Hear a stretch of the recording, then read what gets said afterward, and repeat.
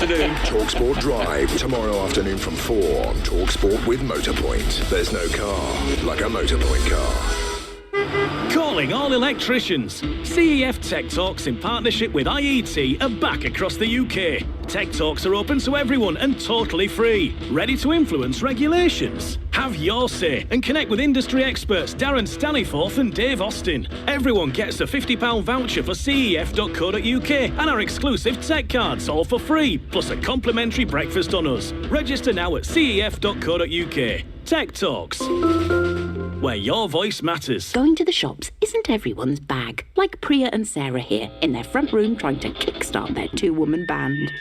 They'd rather get easy prep meals, ingredients and more delivered by Tesco Whoosh while they practice. Store to door from as little as 20 minutes.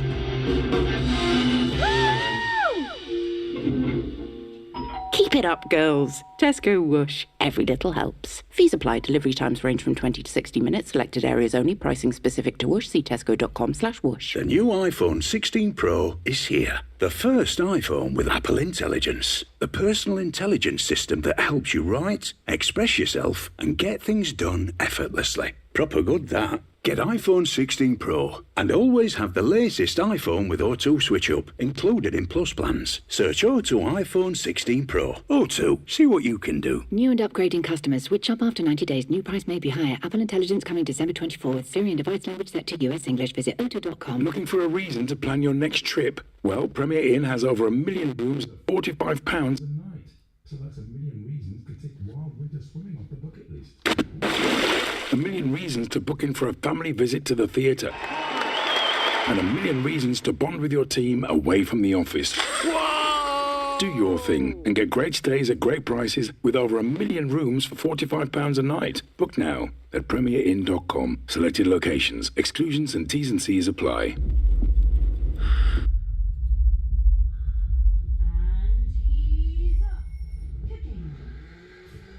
You know.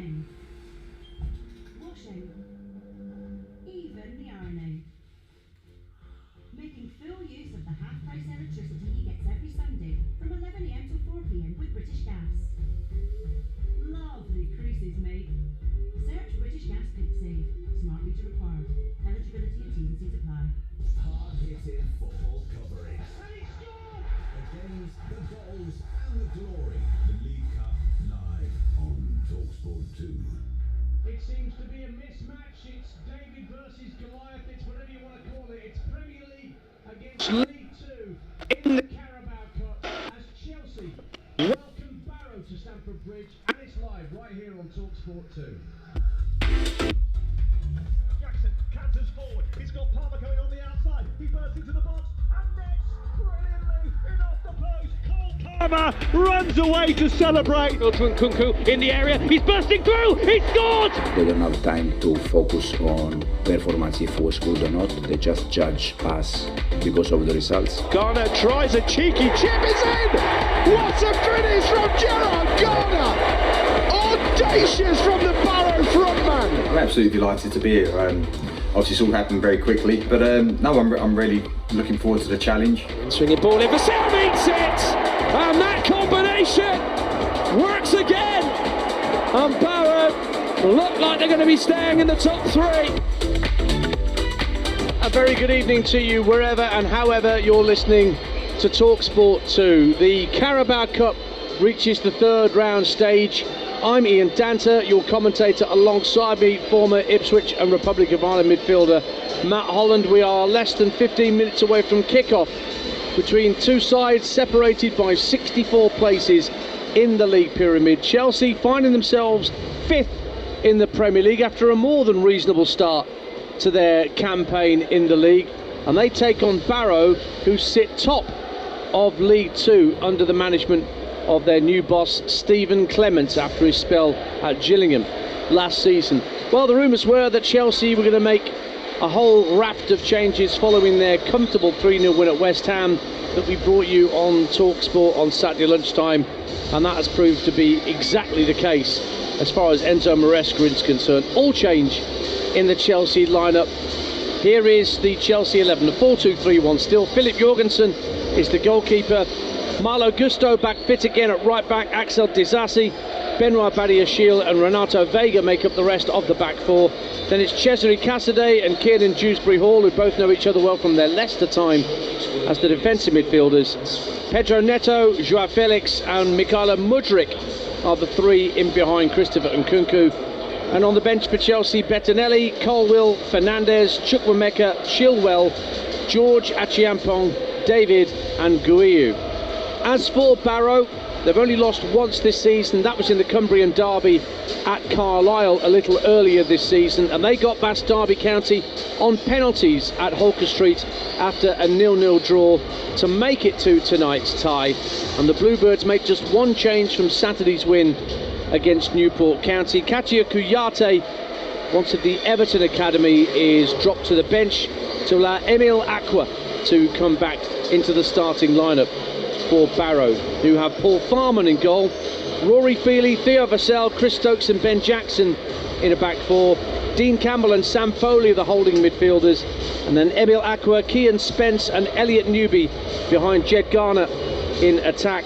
And the bench, Eccleston, that's Neo Eccleston, who was once a Chelsea Academy product, Canavan, Worrell, Dallas, Kouyaté, Telford, Stanway, Tiencia and Weston make up the rest of the bench. Evening to you, Matt Holland. Good evening, Dance. It's been too long. It has been far too long since you and I called a game together. And I was worried as well because the game was called off yesterday, the game we were supposed to be doing, because of course we were supposed to be at Wimbledon. This is Wimbledon Newcastle. This it got is a called change off. to your advertised programme. Matt is absolutely right. And incidentally, I do have to pay huge credit to everyone who's donated to that Just Giving campaign that was set up in the wake of the sinkhole that appeared at Plough Lane, and especially Newcastle United, who themselves donated £15,000. I think they've exceeded their original target of 10 grand on that Just Giving page fourfold, and I'm sure it's just going to keep getting added to the more times the story gets shared on social media. So I don't know how Wimbledon will get to fulfil their fixtures in the short term, but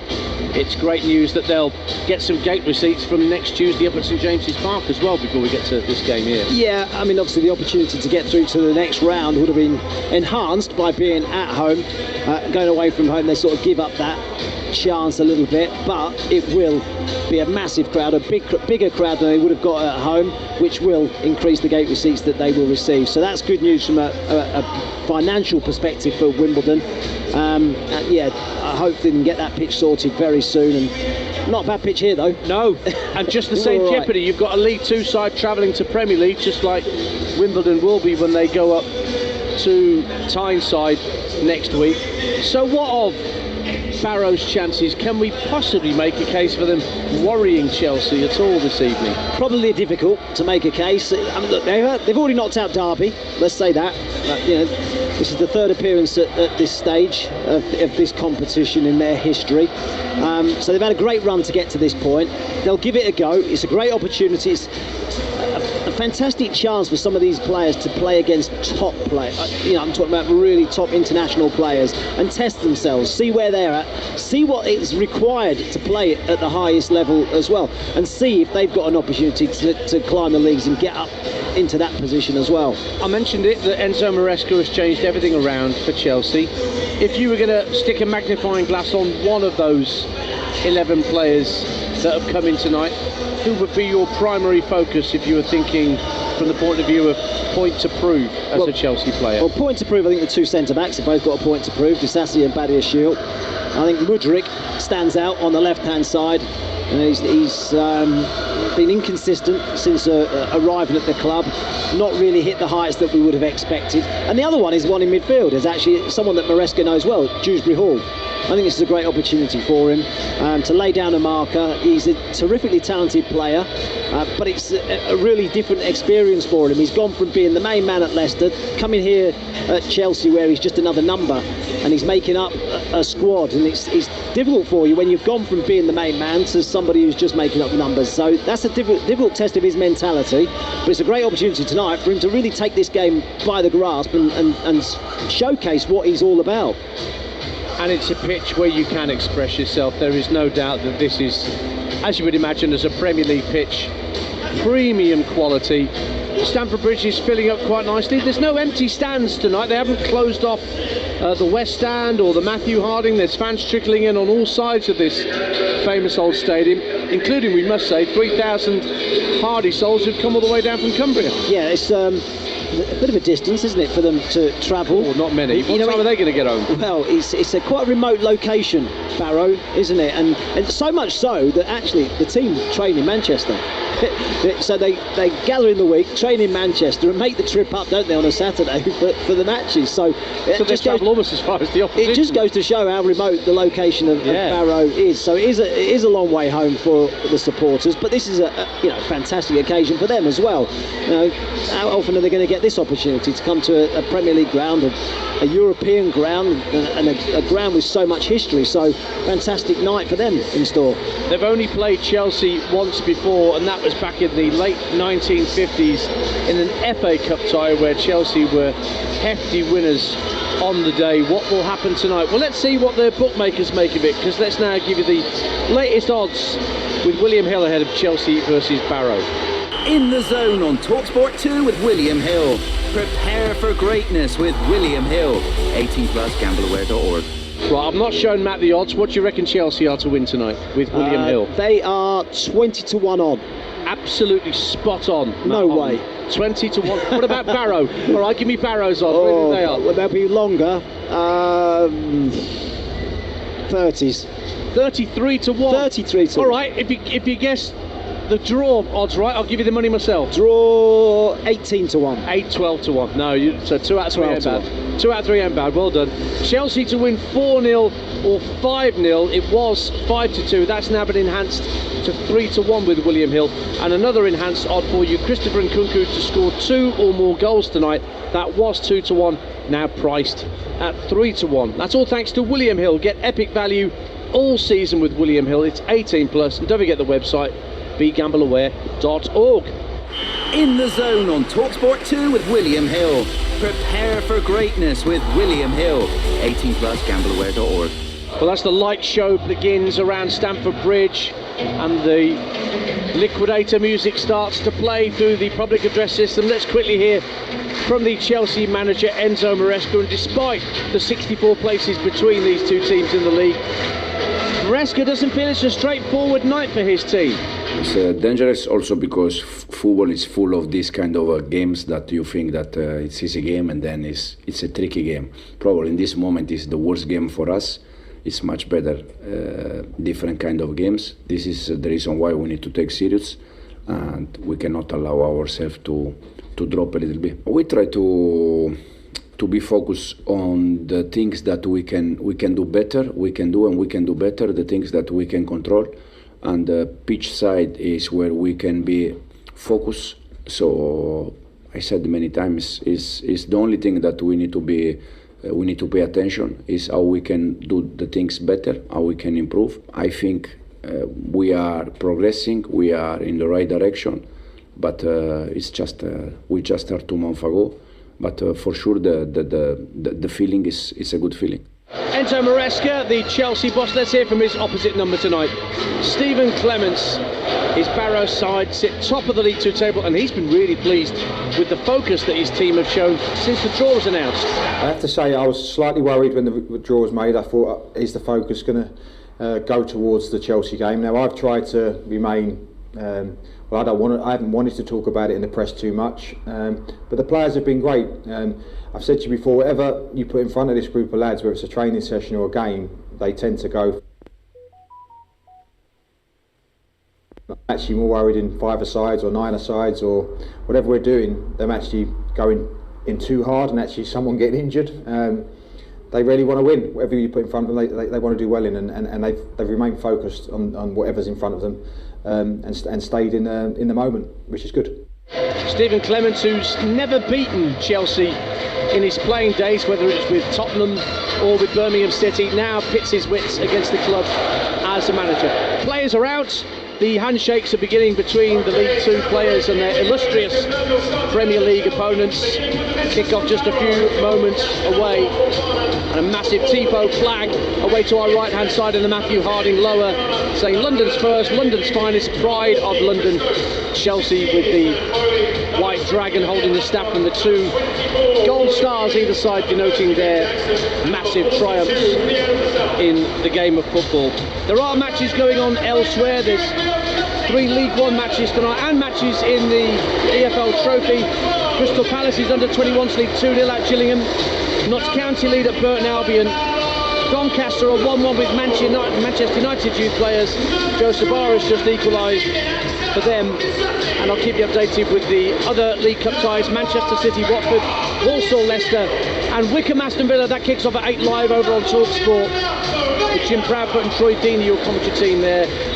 Huddersfield, Blackpool, Leyton Orient, Peterborough and Wigan Stevenage just getting underway in League One. And the two captains, Paul Farman, the goalkeeper and captain of Barrow, and Axel Disasi, who's got the armband tonight at the back for Chelsea, just posing for photographs with Oliver Langford, the referee, and the mascot, and we'll soon get things underway. Barrow in their chain strip of kind of a Watford-esque yellow and black affair on the shirts with black shorts and socks. Chelsea in blue shirts and shorts with white socks, and we'll soon be underway. Great atmosphere, Matt Holland. It is a great atmosphere, and we wondered how long it was between Chelsea and Barrow.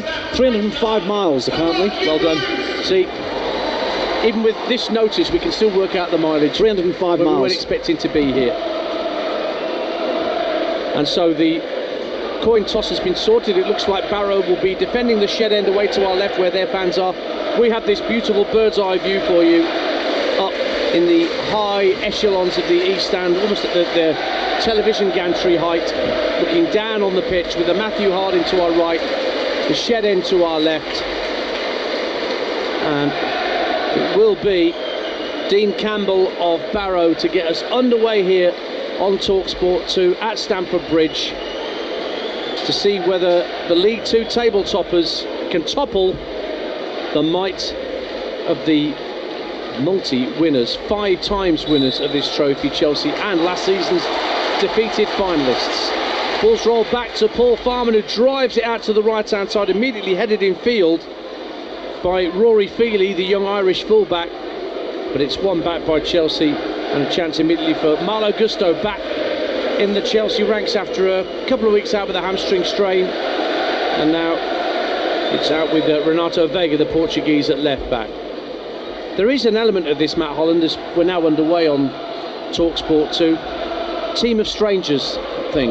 Yeah. The idea, you know, there's only one change in that Barrow lineup, for example, 11 for Chelsea. That can cause problems with the lack of chemistry. Yeah, it can. It can disrupt the fluency. It takes a while to build up those relationships when you play with new players.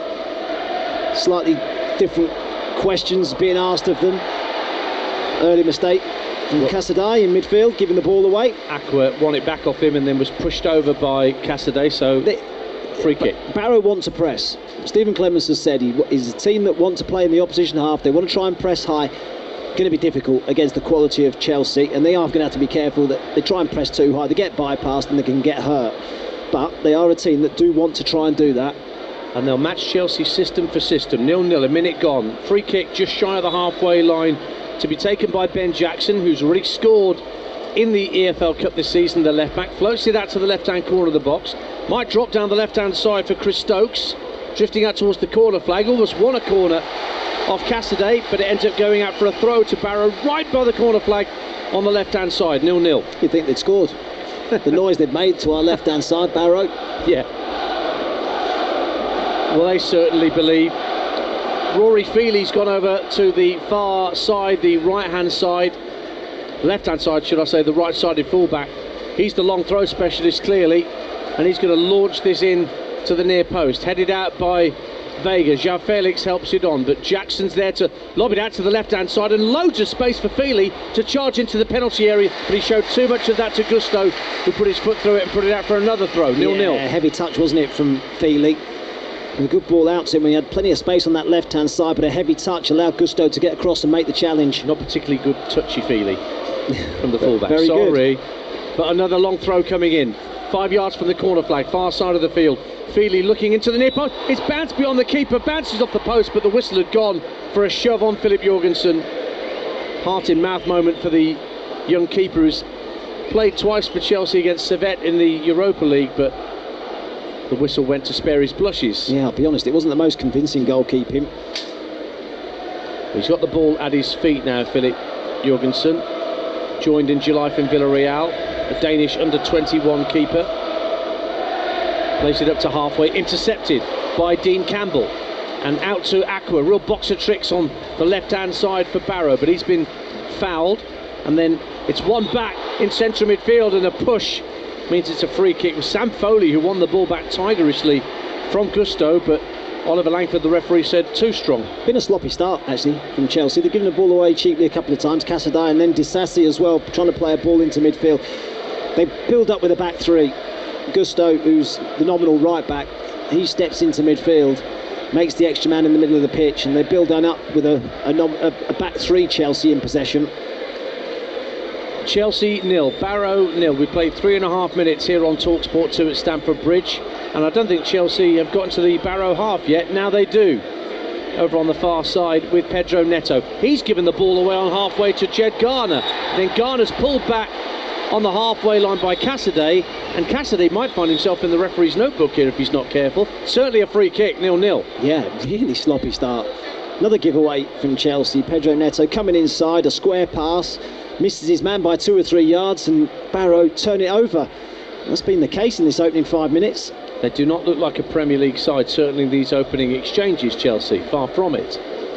Barrow have this free kick. Ben Jackson again, the left back, is standing over it. It's just to the left of the centre circle, inside the Chelsea half of the field.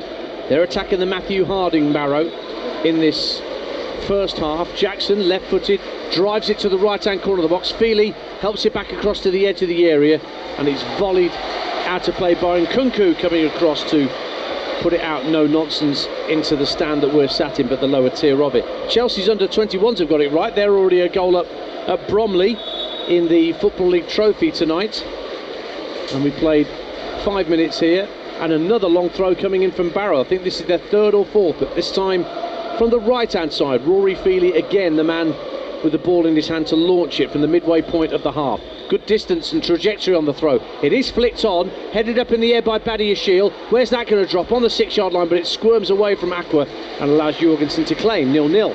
Yeah, and it's a really confident start from Barrow. Stephen Clements will be delighted. I mean, quite easy to come here, be intimidated, looking at the team sheet, see the names on there and take a step back. That's not been the case. They've been the team that have been looking to get on the front foot. Well, Barrow, as Stephen Clements mentioned in that piece of audio, haven't slackened off since they knew that a trip to Stamford Bridge was in the offing after the penalty success over Derby County. Their only league loss came at Brunton Park against Carlisle United. I should say they're playing a back five though, Barrow. Yeah, 3 centre backs, 2 wing backs, 3 in midfield and 2 up top. Yeah, Jackson's playing more as a centre half than a left back. And Newby at left wing back. Yeah, it is a change of system from the 4-2-3-1. Guess out a bit of respect for their illustrious opponents. Neto heads the ball in field. Gusto darting down the right hand side of the Barrow box. Can't wrap his foot round the ball for a cross, so Neto has it again, tracking back towards the halfway line, being pressurised by Aqua, and then plays it along the halfway line right to left to pick out the left back Renato Vega. Back to Badia Shield on halfway. Disasi to his immediate right. Now it's picked up in field by Gusto. Across to the left hand side. Manchester City already have the lead against Watford through Jeremy Doku. That's Premier League against Championship in the EFL Cup. João Felix and Casadei now combining. It's back to halfway and Badia Shield. You're listening to TalkSport 2, 7 minutes gone at the bridge. Barrow have made a decent start. Stephen Clements, who's not at the edge of, well, he is at the edge of his technical area now. He wasn't for a moment, but he's got a cap on this evening. Enzo Maresca standing just outside of his technical area, which could be a cause for a booking if there was a particularly Jobsworth fourth official down there. But there's not a lot of room in front of those benches. And this touchline down beneath us at Stamford Bridge. Nkunku dropping quite deep for Chelsea, just picking it up over the halfway line. Badiashile across to Disasi. This is more of what we expected, isn't it, Dance? Holding the ball in possession. Chelsea dominating the ball. Barrow sitting off, getting men behind it, being compact, hard to break through. Here's João Felix, centre of the Barrow half. Options ahead of him, lofts it into Nkunku, inside the area, and Nkunku knocks it into the back of the net. Soon as Chelsea get half a sniff of goal, João Felix masterminded it with a lofty pass into the area. Nkunku beat the offside trap, slipped it underneath Farman, and Chelsea, after a slightly shaky start, hit the front through Christopher Nkunku. Chelsea 1, Barrow 0. Well, that's the difference between the two sides, between the two setups. 64 places separate them in the pyramid, and moments like that are exactly why. Absolutely terrific from João Felix. He was, 25, 30 yards out from goal when he picked up possession, got himself on the half turn, looked forward, and the back five was quite compact for Barrow, everyone in shape. But he still had the ability and the quality just to lift it over the top of all five of them towards the penalty spot, and Nkunku runs onto it, guides it past the goalkeeper. A moment of real quality from Chelsea. I think it was Rory Feely, the right wing back, who was actually playing Nkunku onside as he ran through. No VAR here at Stamford Bridge tonight, but it's 1-0. Aqua at the other end tries a volley from a tight angle, couldn't get hold of it and sliced it over the bar. 9 minutes gone. Christopher Nkunku, his 4th goal of the season in all competitions. Decent start for the man who, well, let's not forget, cost 52 million quid from Leipzig. Yeah, he's not a bad player, is he? He's not a bad player. Now, that front four, when you look at it on paper, Neto, Felix, Mudryk and Nkunku, I mean, it should be doing some damage, shouldn't it? And it already has.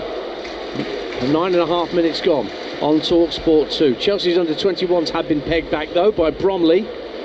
Levi Amanchi makes it 1-1 in that Football League trophy encounter.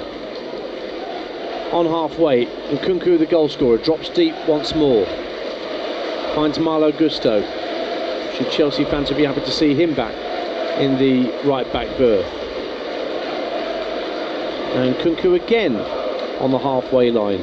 Gusto's actually a good 20 yards ahead of him. Now it's played through the middle for João Felix, who's again beaten the offside trap. No, he hasn't. The flag's gone up. But this time it was Nkunku trying to return the compliment to the man that set him up for the goal. But Felix was just offside. Free kick, 1-0. Went too early. It was a great pick out by Nkunku. We saw the previous goal. Felix dropping off and Nkunku running in behind. This time it's the other way around. Nkunku dropping off, getting himself on the ball into that number 10 position. He was slightly deeper than that actually when he picked it up. Had space to pick out Felix, but his run was a fraction too soon. He was maybe a couple of yards offside in the end. But great movement between and interchanging between those front two. That's the voice of Matt Holland, former Ipswich, Charlton and Republic of Ireland midfielder. 1-0 to Chelsea here on TalkSport 2. We played 10 minutes. Paul Farman, the Barrow keeper, just took his time getting back to his feet after that offside flag went up against Felix. Not managed to keep a clean sheet tonight, but he's kept 4 already in League 2 this season, the former Carlisle man. Can't be many that have made the trip across Cumbria to play for both. And he takes a free kick for the offside call downfield. Feely tries to head it infield. It's lobbed further downfield by Campbell. Chelsea win it back, and it's tucked down the inside left channel by Felix. And Mudryk is taken out, and a quick free kick just casually floated across midfield by João Felix for Disasi, the captain for Chelsea tonight. He is again wearing the armband. Badiashile being faced up by Aqua, knocks it to his left for Renato Vega into the feet of Dewsbury Hall. Lovely ball round the corner for Mudryk down the left wing. Plenty of time to measure the cross into the box, and it's turned behind by Jackson for Chelsea's first corner of the game. They lead 1-0. It's probably the first we've seen of Dewsbury Hall. He hasn't been able to get on the ball too much. In fairness, they are quite compact, Barrow, out of possession, and Chelsea been happy to play it around the back. That's the first time we've seen Dewsbury Hall in an advanced position, but great play. Gets himself on the half turn, sees the run of Mudryk, plays him in early, and the weight of pass was perfect for him as well. 2 players at the short corner where the shed end meets the east stand where we are sat, and it's Felix and Neto who are stood next to each other. It's flicked to Felix, who then knocks it back 10 yards or so to Gusto on this left-hand side. Now Neto gives it back to Gusto. Diagonal ball into the box. Lovely flight on that delivery. It's cleared out to the edge of the area, driven back goalwards by Kiernan Dewsbury Hall, and that wasn't the best quality. That landed in row Z. Goal kick to Barrow, 1-0 Chelsea. Well, his first touch was a good one, playing it out wide to Mudryk. His second one, not the best. I was going to tell you a story about Barrow, actually. Oh, yeah, you kept your powder dry before. You refused to tell me. I refused to tell you. Do you know, they were voted out of the Football League, weren't they, in early 70s, 1972? The re-election process, yes, that's right. OK, well, before that, whilst they were in the Football League, my dad was offered terms at Barrow. Wow, would you believe? What, the tea maker or yeah, bottle washer? No, to play. Okay. To play. But he had a job in the bank, and he'd been there since he was 16. And I'm talking, well, he must have been about 20, 21 when he got offered terms at Barrow. Yeah, he turned them down. He turned them down to stay in the bank. Lovely. Well, you know, so you could be a Barrow native then, or you weren't born in Barrow, though, were you? You were Bury. Manchester. Manchester. It is 1-0 to Chelsea. Barrow probably do with a member of the Holland family out there just to help steady the midfield. Not at 50. Not at 50, Dance. Looking at you, you're still at your fighting weight. Let's face it. Throw into Chelsea. Vega will lob it back in for Disasi, just ahead of his own 18-yard line. Plays it forward to Gusto, who brings the ball up to the halfway line, teases it out to Pedro Neto, who's got pace to burn. We've not seen an example of that just yet from the former Wolves man, but my word, he's quick. Oldham 1, Forest Green 0 in the Football League Trophy. A lot of games in the northern and southern section tonight. Manchester City 1-up on Watford, as well as the 1-0 here at Stamford Bridge. Jeremy Doku putting Pep Guardiola's men in front. Here's Badiashile in the centre circle. Gusto fires it back to Disasi, and Barrow have got everybody behind the ball as Chelsea move the ball into their half. Diagonal ball from Vega, goes beyond everyone to the far post, picked up by Neto down the right hand side of the box, shifts it onto his left foot to the corner of the penalty area, then a little back heel to get Gusto, charging down the right side of the box, and a clip into the net for Nkunku for 2-0. That is quite superb. Fantastic move from Chelsea. The cross came in from Gusto after a little reverse ball sent him clear, and the pullback saw Nkunku do a Zola-esque flick at the near post to take it beyond Farman. You just have to applaud that. Sheer brilliance from Christopher Nkunku. It's 2-0 to Chelsea. Well, I've just clapped the move. It was that good. Just fantastic. When you're up against a deep defensive block like Barrow, you need a little bit of quality to open it up. Neto's the back heel, Gusto's first touch to take it into space, then the delivery into the box, and Nkunku's flick is out of the top drawer. Enzo Maresca will be hoping that he can keep him fit for the entirety of the season. Only played 13 times last year in all competitions. He's only started one Premier League game so far this season. But if they can keep him fit, he is a player of immense quality.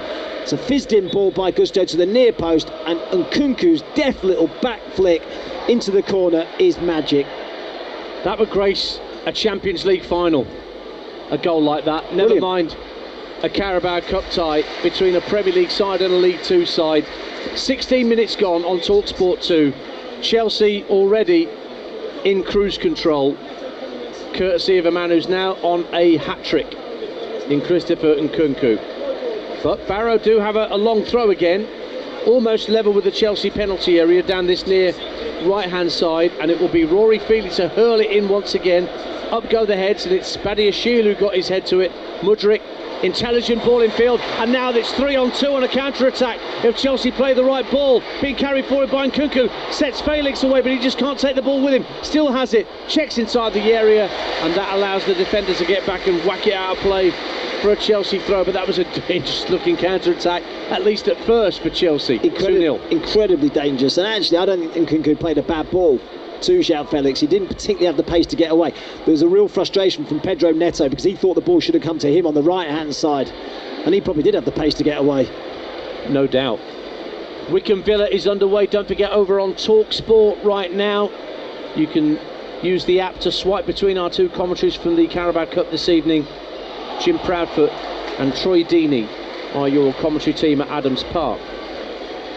Meantime, 2-0 to Chelsea. And Christopher Nkunku is in terrific form at the start of this season. That's 5 goals for the campaign in all competitions for Nkunku, as Jackson for Barrow gets up to the halfway line, just tries to run inside Neto, drives it across to this near side, the inside right channel for Feely, and then Spence is pushed over and it'll be a free kick to Barrow, almost at the midway point of the Chelsea half and just a couple of yards in from this near touchline.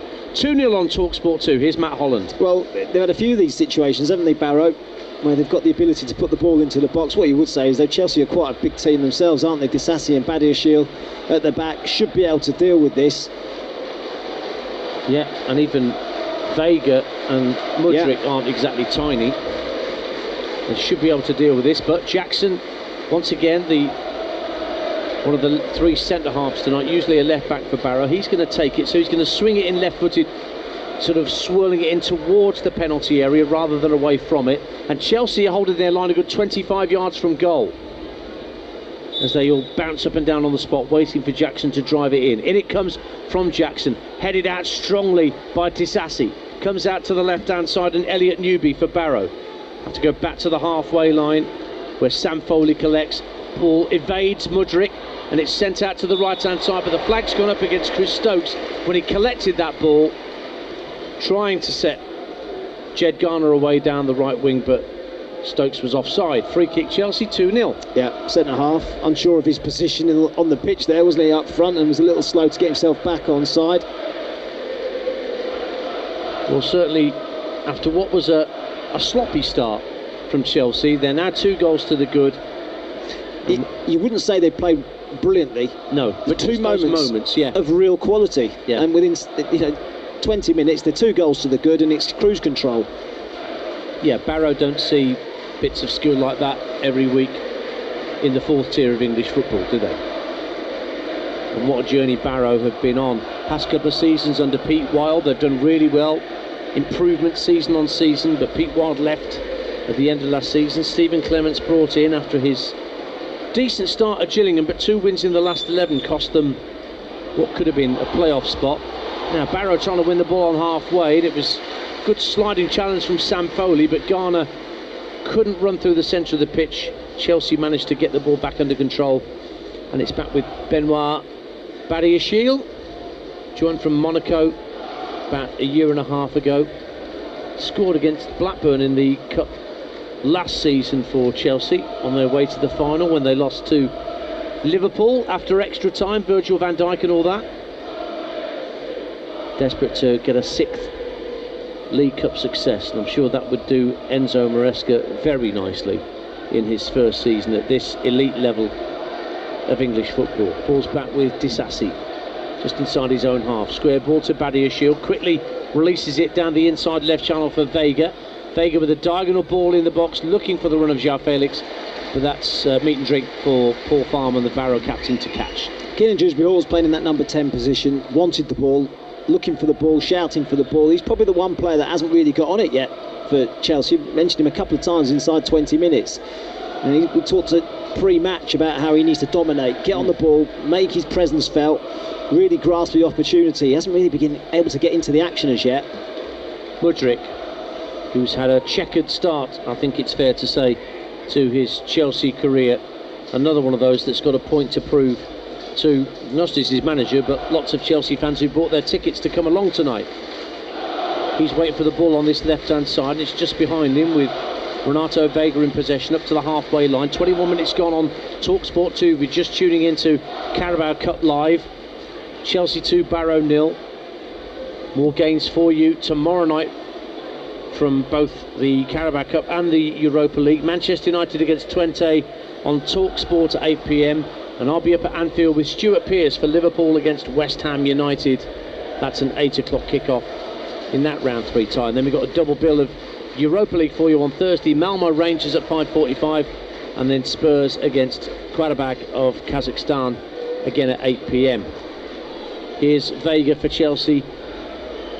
moving over the halfway line into the Barrow half of the field. Out to Mudryk on this near side. Not a lot of room to operate for the Ukrainian because of this 5-man back line for Barrow. I wonder if they call Renato Suzanne in the dressing room.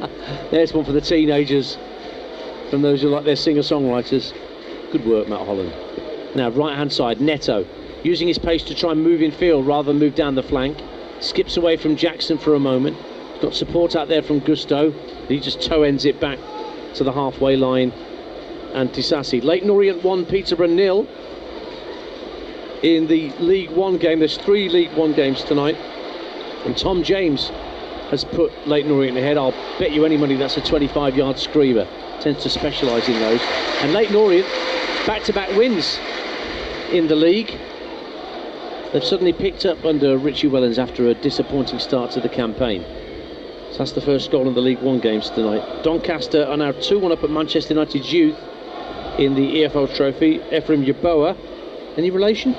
He's got the second for Doncaster. Actually, that goal popped up on my timeline today. That Tony, not the one against Liverpool, Leeds rather. Against Liverpool rather. The one against Wimbledon at Selhurst Park. Oh yeah, the one that won goal of the season. Yeah. It's a good job there was a net in the goal that day. Wow, it'd still be rising now. Tony Yeboah, what a player. Rocket foot. A right foot. He wasn't bad, was he? No, played with another one who had a rocket foot, Jimmy Floyd Hasselbank.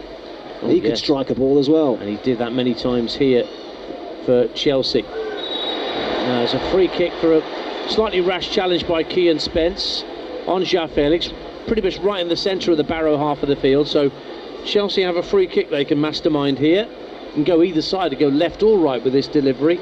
And they lead 2-0, and we played 24 minutes here on TalkSport 2. And already there might be some Barrow fans who, enjoyed the experience. I'm sure they've enjoyed coming to a new ground, but they might be thinking of damage limitation here already. They haven't done badly at all. No. Chelsea have had 2 shots on goal and scored 2 goals. So the free kick is either going to be Neto or Felix. In fact, it's flicked by Felix to Neto, then sends it out to Gusto on the far right-hand side of the field. Felix gives it back to Gusto. Run's been made down the right wing by 2 players ahead of Gusto, but he doesn't use them, and passes back into the centre circle for Badia Shield. Dewsbury Hall, quick passing, gets away from his man and slides it down the left wing to Mikhailo Mudryk. Mudryk now jinking past Feely, clips the ball to the edge of the area, just headed away from Gusto. Badia Shield picks it up 30 yards out, tried to play it into the area like 2 touches, but it didn't come off. Barrow can only clear up to halfway where Chelsea win it back. Here is Cassidy now, flicking the ball backwards to square, looking for Dewsbury Hall, but it hit it behind his former Leicester teammate, but Dewsbury Hall retrieves. Gillingham 0, Crystal Palace under 21s 3 now in the Football League Trophy. 2-0 here to Chelsea if you're just tuning in to TalkSport 2 in the Carabao Cup round 3. And Nkunku on a hat-trick for the home side, picks it up at the edge of the centre circle, feeds it into Gusto, and Chelsea, Matt Holland, are just popping it about, 1 and 2 touch passing, looking to bend Barrow out of shape and then get in behind them. Far easier when you're 2-0 up than at 0-0. Confidence flowing now. 1 and 2 touch passing. Nkunku with a flick for Gusto, running through the centre of the field, up to the edge of the D, dragged back. There's a foul. I think that's a yellow card. Indeed it is for Sam Foley for pulling back at Gusto's shirt, round about 25 yards out. Now there's probably about 10 free kick specialists out there for Chelsea. They probably all fancy themselves from this distance. Well, there's 3 of them on the ball. Be a right old meeting that will. João Felix has got the ball in his hand. Dewsbury Hall just walked away, so I don't think he's having it. Felix or Neto? Well, João Felix is very carefully placing the ball down on the turf. It's a good 25 yards from goal, but pretty much dead centre for Chelsea, attacking the shed end. Notts County 2-0 up on Burton in the second half of their Football League Trophy tie. And Chelsea's under 21s are 2-1 ahead at Bromley. Harvey Vale has scored Chelsea's second in that Football League Trophy match. So it does look like it's going to be João Felix with a free kick. Stands 2 or 3 paces back from the ball. There's a 5-man Barrow wall and 3 Chelsea players stood next to it, just trying to make Paul Farman's view, as difficult as possible of where the ball is and where it's going. Referee Oliver Langford just checking the legality of that wall and whether there's a bit too much bumping and barging going on in there from those Chelsea players, mixing it with the Barrow players next to them. Puts another bit of shaving foam down on the pitch. Now there's a push on Pedro Neto by a Barrow player, and Oliver Langford again just walks towards the players who are bumping and boring and saying, knock it off. Here comes the free kick, eventually from João Felix. Barrow players waiting to try and charge it down. Felix goes for goal, and it's in! I think it went in off the goalkeeper via the post. João Felix will claim it. He bent it over the wall. Paul Farman was diving to his left. I get a horrible feeling it struck the post, hit the back of Farman's hand, and trickled over the line for Chelsea 3, Barrow 0. Well, João Felix was right to pull rank at that free kick. There's plenty going in the wall, but he ignored all that, went around it, and found the corner. It does kiss the post. We'll get another look at it. Kisses the post, bounces back, hits the back of the goalkeeper's, I think, legs, possibly, and find its way over the line. 3 shots he's had to face, Paul Farman. 3 times he's picked the ball out the back of the net. And João Felix, who scored on his second debut when he came back for this season against Wolves, now has a goal in the EFL Cup, although I think the dubious goals panel might well decide that's a Paul Farman OG. Saw some antics. It's 3-0, Matt Holland, to Chelsea. We're coming up to the half-hour mark now. Yeah, it's tough, isn't it, for Barrow, because they haven't done a lot wrong. They press when they can. Certainly early on in the game, they had some good moments. But Chelsea have had 3 shots on goal and scored 3 goals. It's just that moments of quality is the difference between the 2 levels. And Kunku's finishing has been high class. The movement, the sharpness, the 1 and 2 touch football. Yeah. Early on, Chelsea didn't quite get it right. I said sometimes when you make that many changes, the fluency, the chemistry might not be there. But they've found their groove. They're moving it sharply. And Barrow are struggling to live with them now, struggling to get close to them. And Chelsea win it back. Although, in the end, Neto was penalised for a push on Ben Jackson, and Barrow have taken the free kick quickly. It's played into Gerard Garner, just ahead of the centre circle, knocks it back to the halfway line, and it's knocked across by Stokes to Vassell, picked up now by Dean Campbell, out to the left hand side for Elliot Newby. Just trying to get some passing together, Barrow, but Chelsea win it back. Neto just toe ends it away from Dean Campbell and charges down the right hand side, stops for a moment, then goes back through the gears, checks back from the dead ball line, rolls it back down the touchline to Gusto, just jinks his way past the challenge, and then goes to ground, and in fact he's been penalised for handling the ball, even though he thought, Gusto, that he was fouled. 3-0 Chelsea, half an hour gone on TalkSport 2. Yeah, he probably was fouled. The referee didn't give it. It's just a difference in tempo and speed, isn't there, between the 2 levels as well. You saw Pedro Neto there, he was able to stand still, and then the injection of pace that he's got to get away from his man. I remember seeing Neto last year at Luton for Wolves, who put them ahead with the most extraordinary run. Yeah, remember it as well. He's just got to stay fit, hasn't he? Yeah. Pedro Neto is another one that's suffered injuries throughout his career. Yep. Needs a run of games.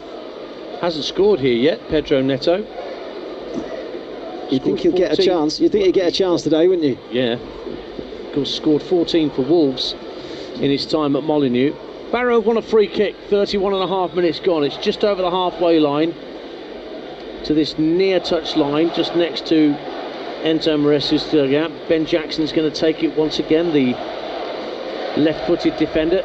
Deep to the far post, headed across the face of goal. Good, strong, brave headed clearance from Disasi, with 2 Barrow players trying to make him the meat in the sandwich, and it's a free kick to Chelsea inside their own box. 3-0. Yeah, good defending from Disasi. Got a little nudge in the back, but still strong enough to deal with the ball into the area. Good defending. Not just the European and Cup action in midweek, but Come Friday, we'll have our EFL preview show here on TalkSport 2 from 6 o'clock. And then Plymouth versus Luton is our live game. I just mentioned Luton. The Hatters down at Home Park. 8 o'clock kickoff. Live commentary from John Roeder and Chris Iwelumo down in Devon. And then game day, Newcastle, who would have been playing tonight against Manchester City, is our lunchtime game on TalkSport. Coverage starting at 11. At the same time here on TalkSport 2 from the Championship at 12:30 kickoff. Sheffield Wednesday against the Championship leaders West Bromwich Albion. And then it'll be Chelsea Brighton on TalkSport 2 here at the Bridge, 3 o'clock with me and Alvin Martin for our Premier League exclusive 3 o'clock game. So plenty of live football to come across the network. Over 450 live games across the competitions. Ian Danter and Matt Holland with you at the Bridge. 3-0 Chelsea. Driven purposefully from right to left by Gusto, looking for Mudryk, but it's picked off by Rory Figgley, and the fullback can try and slide it down the right hand side for Emil Aqua, but Vega's there, got dispossessed by Feely there, and it's back with Emil Aqua on this right hand side. How Barrow fans would love a goal, if nothing else, from the rest of this evening. They wouldn't mind a shot. A shot would be nice too. Out to the left hand side, and Elliot Newby. And now drifted down the left hand side, Sam Foley gives it back to Newby. He puts the ball into the box. There's 2 in there for Barrow, but that's a good claim by Jorgensen. Aqua was the closest to him, but the young Danish keeper did well, holds on to it, and it's 3-0 Chelsea. He did, but I don't think he's looked the most convincing from crosses into the box. Decision making, when to come, is he going to be strong enough? He did hold on to that one, but it wasn't the most convincing goalkeeping. In League One, Huddersfield 0, Blackpool 1. Start to managerial life for Steve Bruce once again, as they hit the front through Kyle Joseph at the John Smith. Huddersfield have lost 4 out of their last 5 in a pretty poor trot of form after what looked an encouraging start to the season for the Terriers.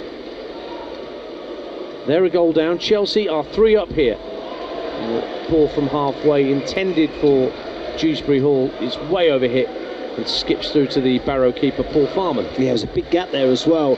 To talk about Barrow being a pressing team, that's what Stephen Clements wants them to be. Well, the front players in the midfield pressed, the back line probably scared of what they've come up against so far in this opening half an hour or so, dropped deep, and there was a massive gap between the back line and the midfield, which Dewsbury Hall had got himself into. The ball into him wasn't a good one.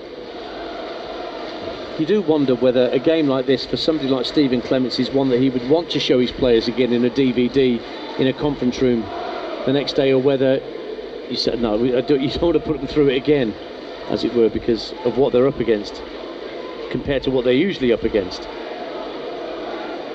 Cassidy knocks it back to Tisasi, and the Chelsea captain just runs away from the penalty area. Is he clipped there by Garner? He was, says Oliver Langford, so a free kick to Chelsea, who beat AFC Wimbledon, Blackburn and Middlesbrough last season in reaching the final.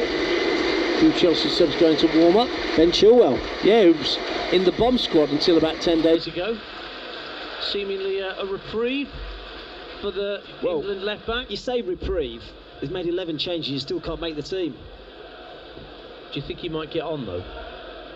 Well, he said he'd get him some minutes, didn't he? Didn't he say that yesterday in his press conference? I'm sure he did. Barrow win the ball back on halfway. Emil Aqua just hits the ball against Felix and wins a throw for the Bluebirds. But it just goes to show you're not in the top 22 players anyway. No, well, heads the bomb squad. Had a couple of injuries in that as well. Reece James still injured. It does seem very strange that Ben Chilwell is suddenly this far down the ladder, although I think myself and Scott Minto were here when he did his ACL injury in the Champions League, and you knew it was a long way back, of course, just from a single player perspective, but I didn't realise it'd be such a long way back in terms of the squad he had to reintegrate himself into. I think it's strange that he's probably still at the club as well. You know, he would have recognised and known that he was surplus to requirements. I guess wages may have been an issue going to somewhere else, but from a personal point of view, if you're not going to play, you'd rather be somewhere where you're wanted and you've got an opportunity to get on the pitch. Chelsea 3, Barrow 0 on TalkSport 2. Barrow in possession inside the Chelsea half. Little nibble at the ankles of Sam Foley gives Barrow a free kick. It was Vega with the little challenge. It's right on this near touchline. And again, Ben Jackson's come across to swing this free kick into the box. He's got 4 assists this season in League 2, Ben Jackson, former Huddersfield youth. So he knows where to put the ball in terms of where his teammates are. And the deliveries we've seen so far from him have been pretty good, Matt Holland. Yeah, they have. Yeah, his delivery has been good. Standing over this set piece again for Barrow. Chelsea holding their line bang on the 18-yard line. And it'll be a left-footed in-swinging delivery once again from Jackson. And it comes, misses the first defender, but Badia Shield got a good strong header down, cushioned it down the left side for Joao Felix, looks to send it up to halfway, looking for Mudryk, but that was well dealt with by Kean Spence, who lobs it down the right-hand side, and Feely that tried to fire it across the penalty area, out for a throw. That roar you can hear is the Barrow fans really encouraged that. Well, let's face it, Barrow have kept the ball inside Chelsea's half for over a minute. They haven't stopped. Chelsea are 3-0 up. You can't really hear their crowd. The singing is all from the left-hand side. It's the Barrow fans that are in good voice. You're listening to TalkSport 2. Tuesday night in the Carabao Cup. Manchester City have doubled their lead against Watford through Mateus Nunes, former Wolves man. 2-0 at the Etihad. 3-0 at the Bridge. Doncaster Rovers go 3-1 up on Manchester United's under-21s in the Football League Trophy. George Broadbent for Donny. Enzo Maresca just coming out of his technical area once again. Just have I think he's chatting with Kiernan Dewsbury Hall, who we've already spoken about, Matt Holland, this half, in terms of what he might need to show. He's on the periphery, isn't he? 1 or 2 touches, some glimpses, but certainly not a dominant performance from him. Plenty of time though. 5 minutes just over to the break on TalkSport 2. And the ball is with Renato Vega, left back, midway point of his own half for Chelsea. Plays a 1-2 with the aforementioned Dewsbury Hall. Knocked back to Badia Shield, who is not being pressed as he comes into the middle of his own half. Plays a 1-2 with Tisassi, and then strikes a very firm pass up to Gusto. Early ball out to Neto on the right flank. He comes in field, scurrying in field, fires the ball into the feet of Nkunku, who tried to protect the ball under pressure from Vassell. No foul, says the referee, and it's back with Farman, the Barrow goalkeeper, and Nkunku picks himself up off the deck. Jackson for Barrow, given away inside his own half to Gusto, who tries to drive forward, rides the challenge, and then gets it back after a very good foot in from Cassidy. Ball was rolled through from Dewsbury Hall, trying to get Nkunku in behind the Barrow backline, but they shut the door at the edge of the D in the nick of time, did the Barrow defence, and they end up getting a free kick. 3-0 Chelsea. Just that little step quicker, Chelsea. When the ball's loose, Gusto's quick to react. Wasn't on for Dewsbury Hall to play that ball to Nkunku. There was no space actually to try and play that pass, but his eagerness to try and do something special. He tried to play a ball that wasn't really on. Still Wickham 0, Aston Villa 0. That's live over on TalkSport tonight, don't forget, in the Carabao Cup, but they're only 25 minutes or so into that tie. That game kicked off at 8 p.m. Still 4 minutes of normal time remaining here in the first half at Stamford Bridge. 1 or 2 Chelsea fans heading for a pint at half time. And it's a goal kick to Chelsea away to our right hand side of the Matthew Harding end with Jorgensen, who'll leave it for Badia Shield. Barrow actually do have a high press on this occasion. Can Chelsea play around it? It's back with the goalkeeper Jorgensen. Just tries a little mini Cruyff turn, and they do play it out of the defensive third. And now Dewsbury Hall darting over the halfway line, slides it down the left flank for Mudryk. Oh, he rides the challenge of Feely superbly, gets to the dead ball line, chips it into the near post, and it's headed behind by Vassell for a Chelsea corner. 3-0. Well, those moments have been fleeting from Mudryk as well, but when he gets it and attacks his defender and he's positive, he's such an exciting player to watch. Short corner, work to the edge of the area. Vega knocks it across. Badia Shield goes for goal first time, left-footed. Nice effort, actually. It was straight at Paul Farman. but it was firmly struck by the centre-half. 3-0 it stays. He'd be pleased to have made a save, Paul Farman. That's only the fourth shot, isn't it? Yeah. And they're 3-0 up, Chelsea. Yeah, suddenly the shot conversion percentage goes down a tad. Farman still has the ball in his hands. He will clear from hands from the edge of his own penalty area. Out to this right-hand side for Barrow. Feely goes up for a header, but Vega gets there first. Can't cushion the header down for Mudryk to run onto before it skips out a play for a throw right down beneath us here at Stamford Bridge. And Feely is being told by the referee, you've got a bit too far forward there, fella, with that throw. You need to go back closer to the halfway line before you bring it back into play. Solihull Moors near York City 1 in the National League tonight. Neto, great shoulder charge just to ease Gerard Garner out the way, and now he's going through the gears. He's got the afterburners on, trying to get past Jackson, but credit to Jackson, who slid in, hit the ball against Neto, and it goes out of play for a throw. He had to time that challenge just right, Ben Jackson. He did perfectly. Great work from Neto. Great work defensively initially to win the ball back, track back 15-20 yards inside his own half, and then set off. Well, we saw the speed there, didn't we, Matt, you and I, from Pedro Neto there, that we know he has in abundance. And when he gets the chance to show it, it's terrifying for defenders. Here's João Felix now, chesting the ball down and running to the edge of the area. Shot is blocked, but there was a handball by Felix. He's going to get a yellow card. Whether that's for taking the shot after the whistle had gone or for the handball, I don't know, but it's all semantics. João Felix in the book. Remember, he was sent off on his first debut here at the Bridge against Fulham. He's in the book tonight.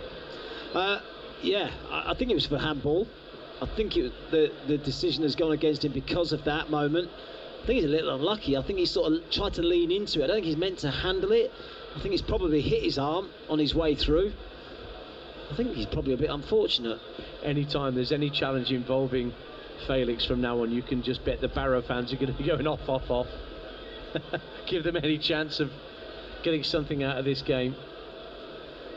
So a free kick to Barrow, just ahead of their own penalty area.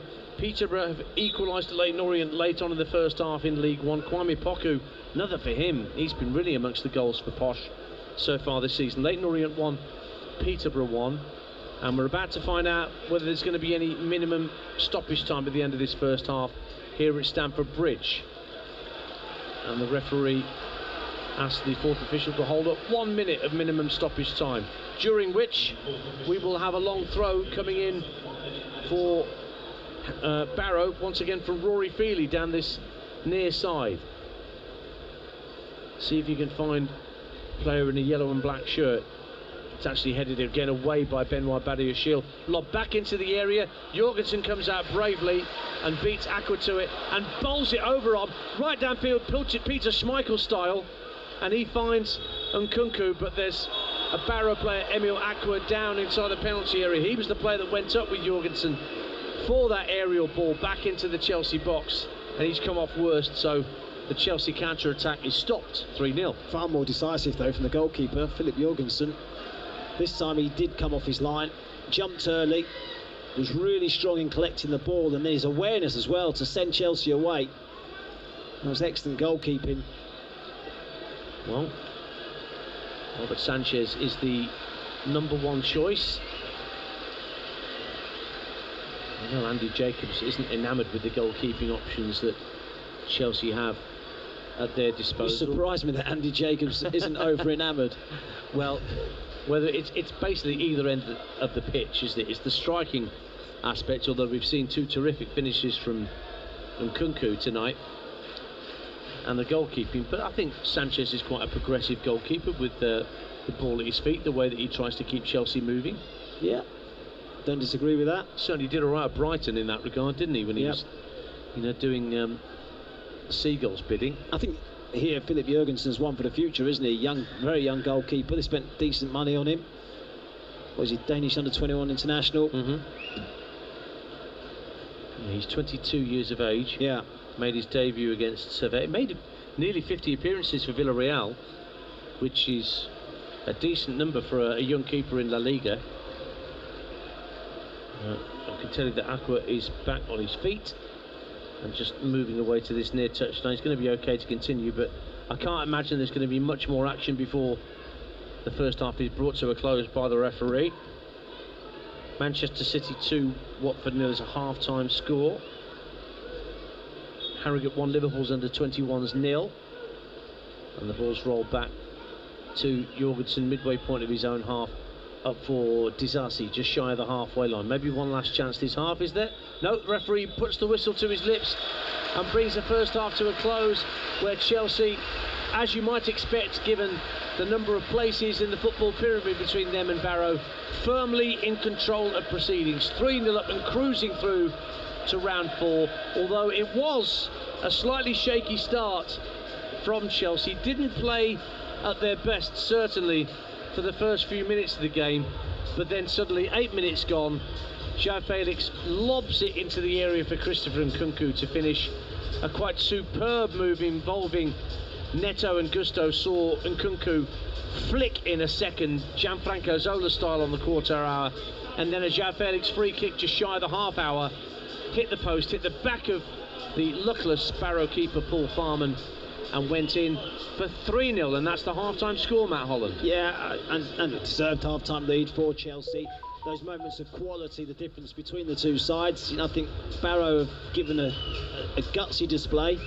They started brightly.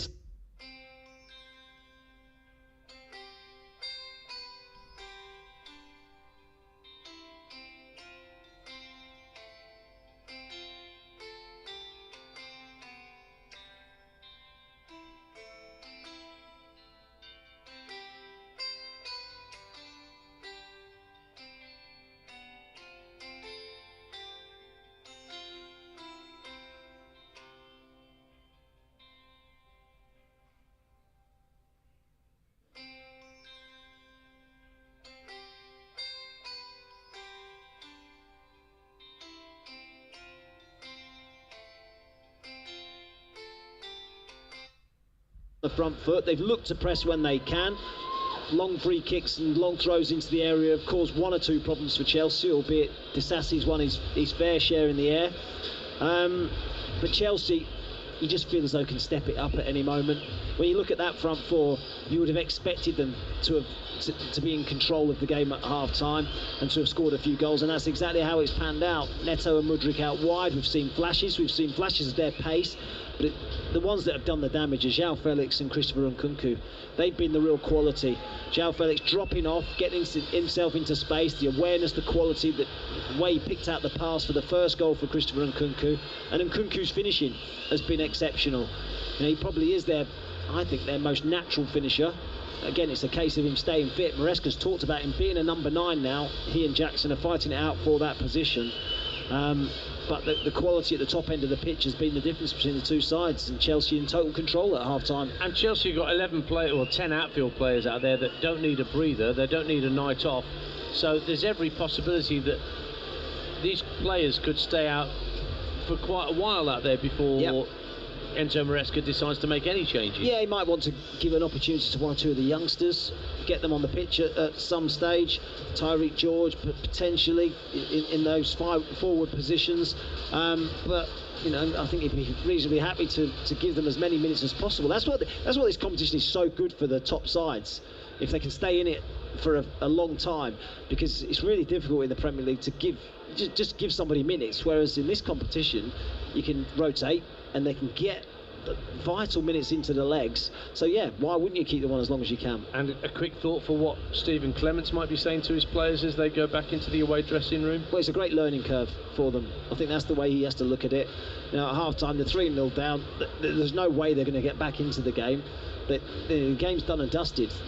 Ultimately they're going out of the competition, but it's a great learning curve.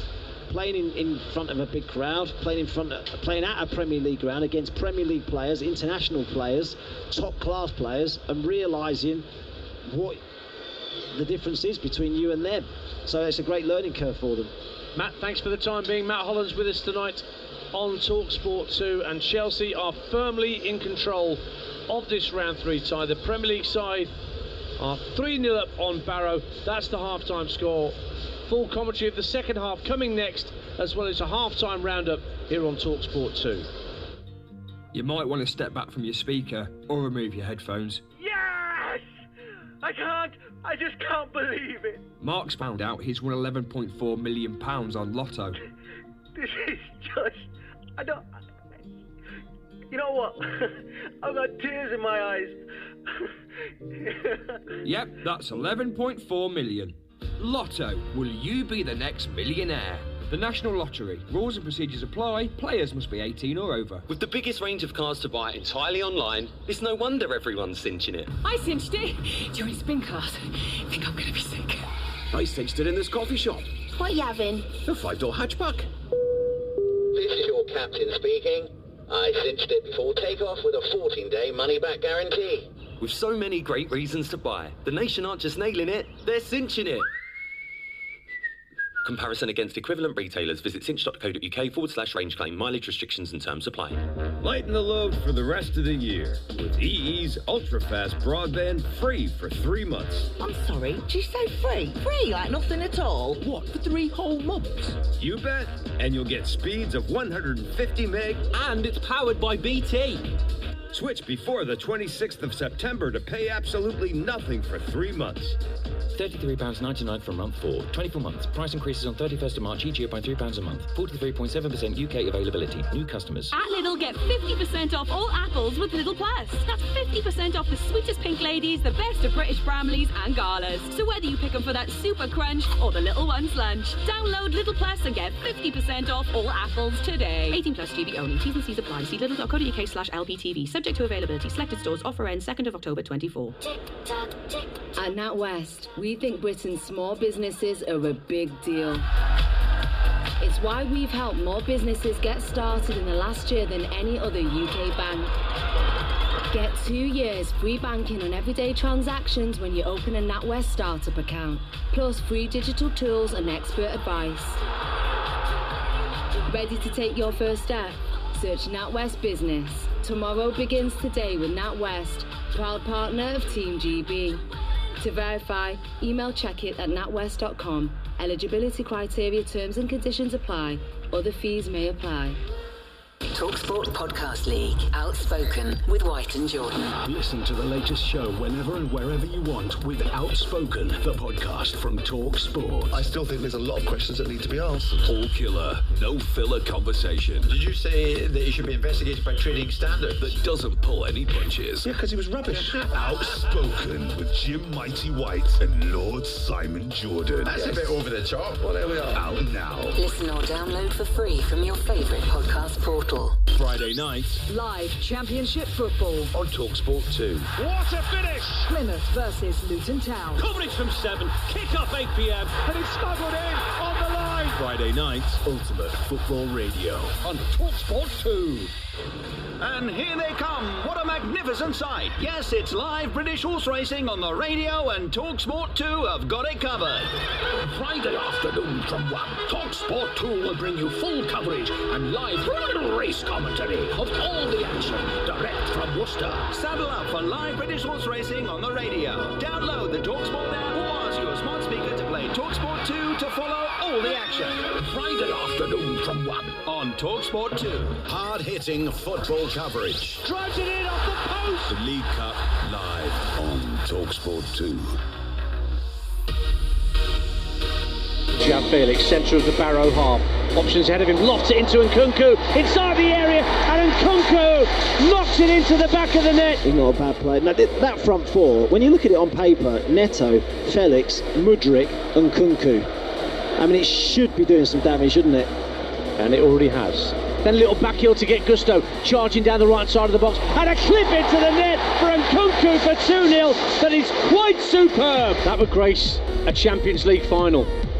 A goal like that, never mind a Carabao Cup tie. It's tough, isn't it, for Barrow, because they haven't done a lot wrong. They press when they can, certainly early on in the game.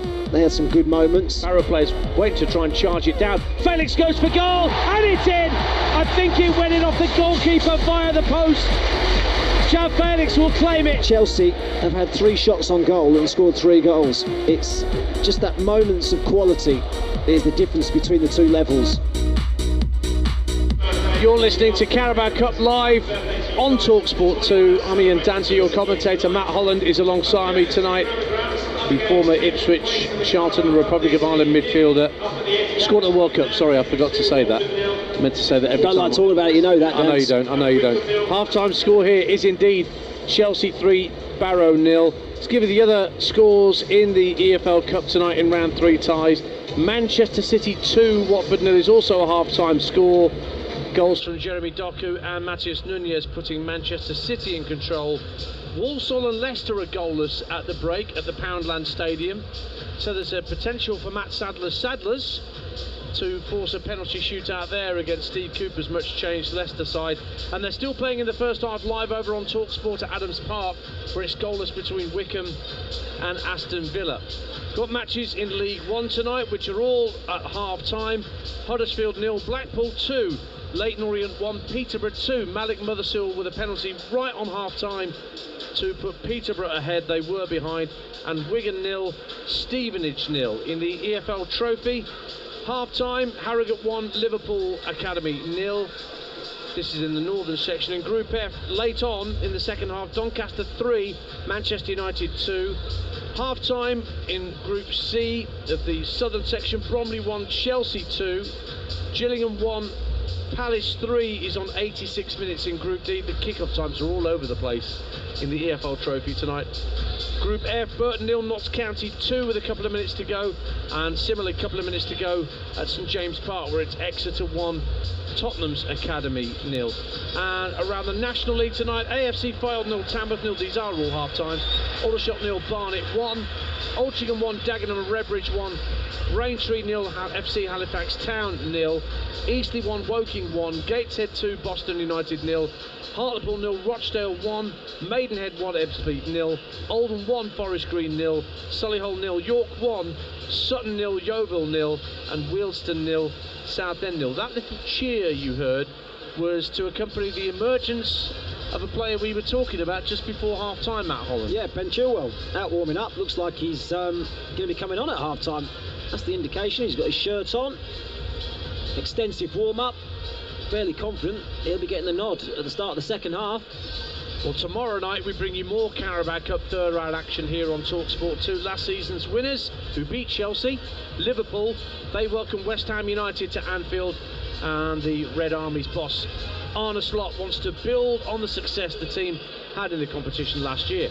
Not only fans love winning trophies, players do, and managers do as well. So we all love to win something, but that's far away.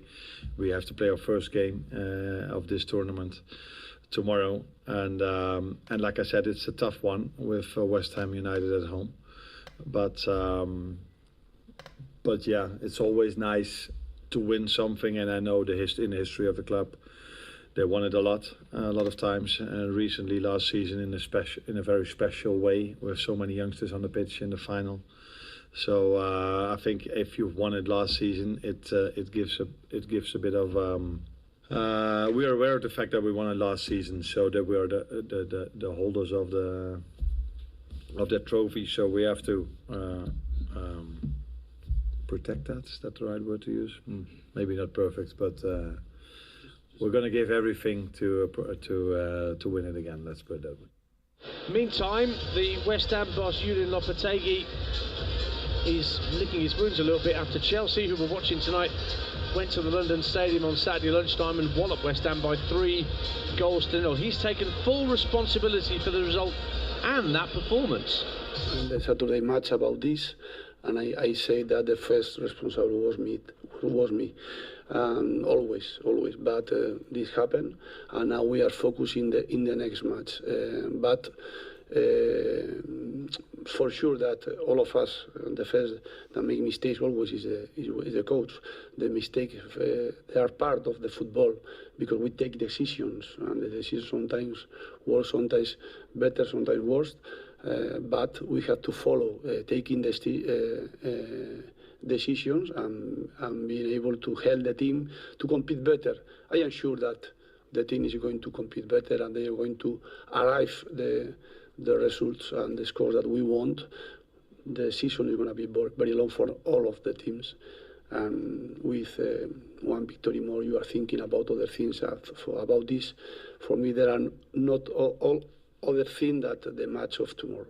Julian Lopetegui and his West Ham side travel to Anfield tomorrow night, 8 o'clock kickoff. I'll be your commentator on TalkSport 2 for that all Premier League affair, and Stuart Pearce will be alongside me. Now Dominic Telford is coming on for Barrow, and so this will be a nice moment actually for Neo Eccleston, who came through the Chelsea Academy until 2020 and was let go, and he's coming on as one of a couple of changes.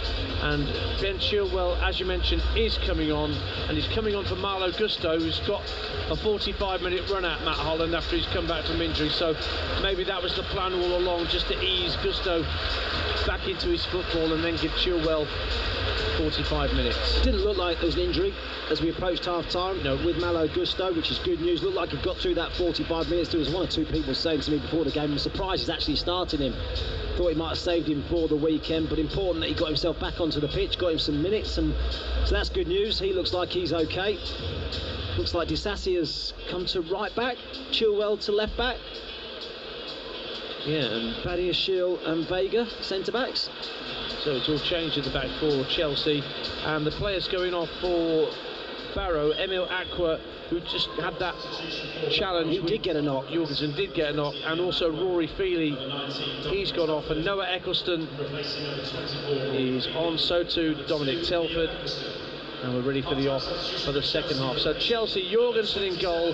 It's now Disasi, Badiashile, Vega and Chilwell in the back four.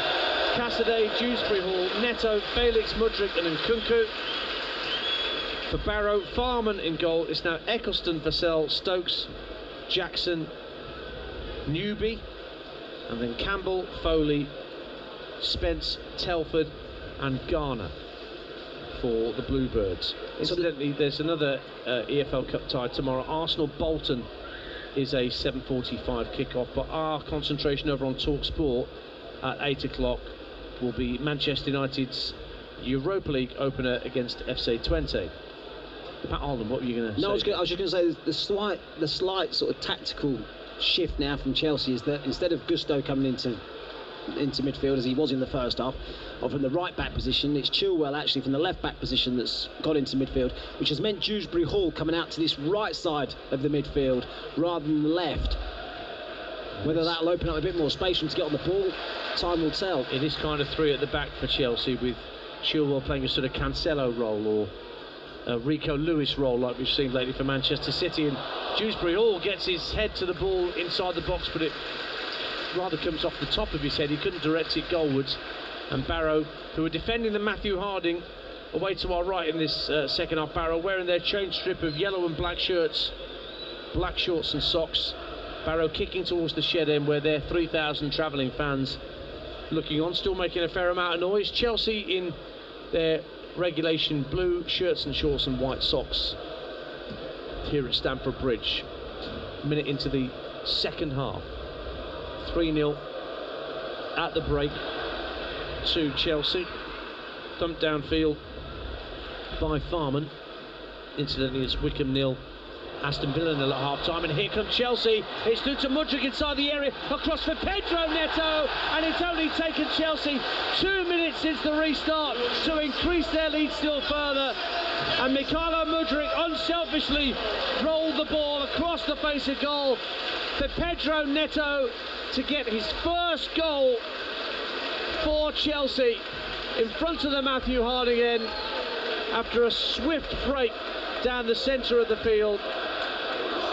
It was Mudryk driving it across goal, and Neto had so much space to drive it underneath Farman for Chelsea to lead by 4-0. Well, we've seen some brilliant goals from Chelsea, some real magic in that first half, but this is a mistake at the back, a big mistake.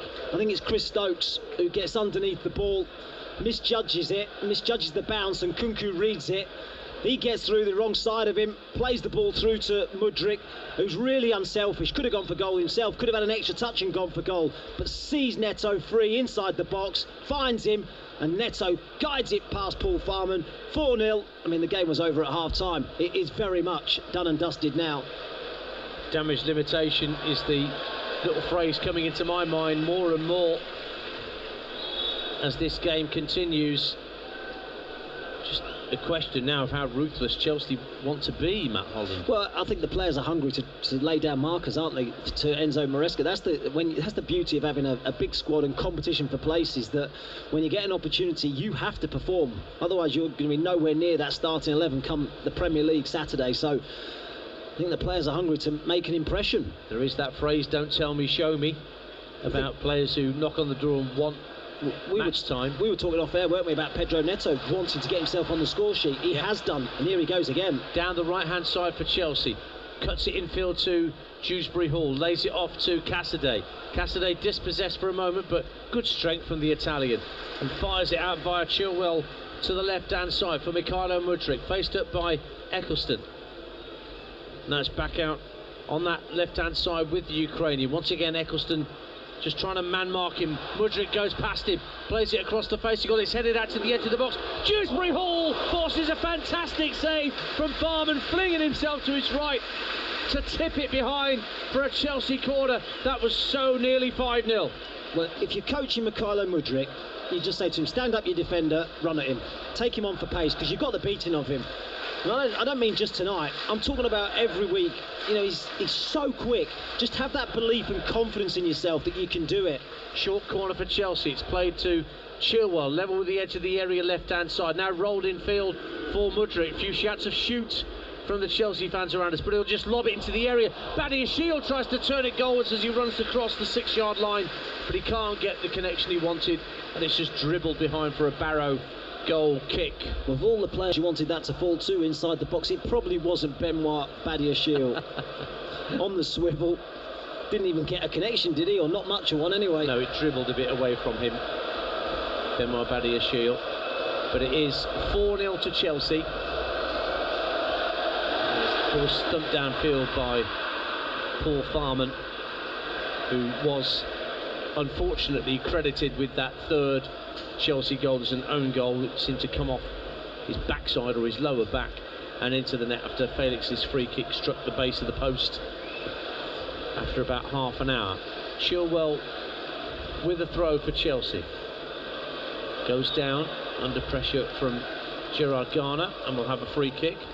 Manchester United's academy have equalised in the 96th minute at Doncaster. 3-3. Louis Jackson with the equaliser.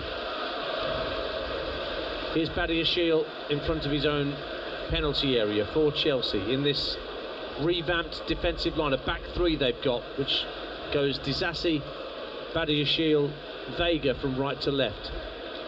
Chilwell will give it back to Vega. Badiashile now fires the ball up to halfway and finds Kieran Dewsbury Hall.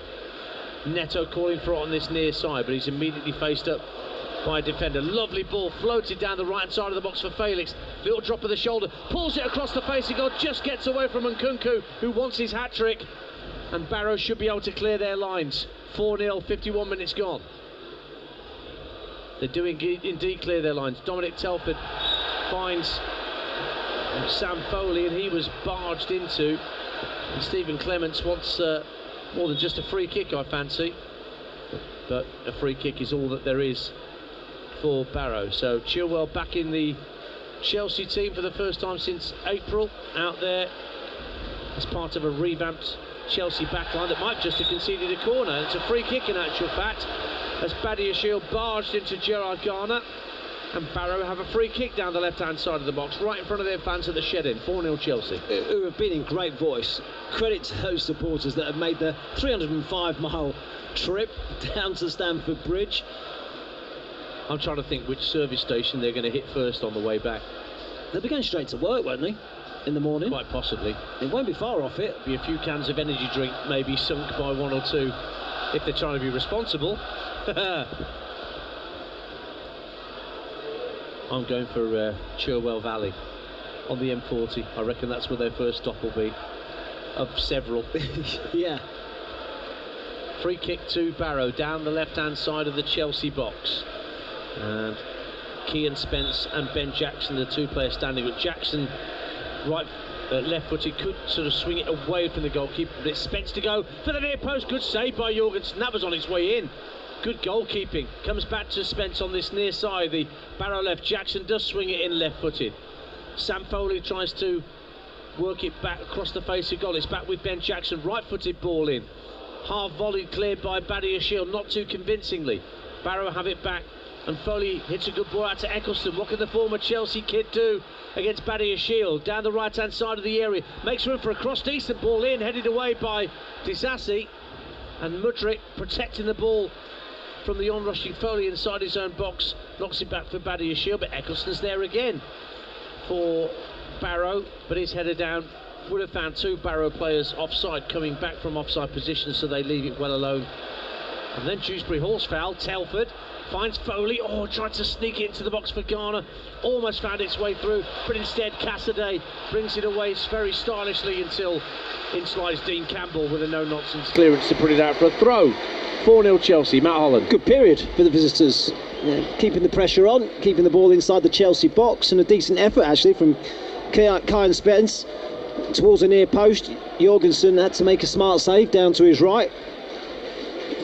It's Barrow's first time in round 3 since they came back into the EFL in 2020. They did make round 3 twice in the 1960s. They lost to Mylott in 1962-3 on Birmingham City's way to winning the trophy in what was only its second year, I think, as a competition.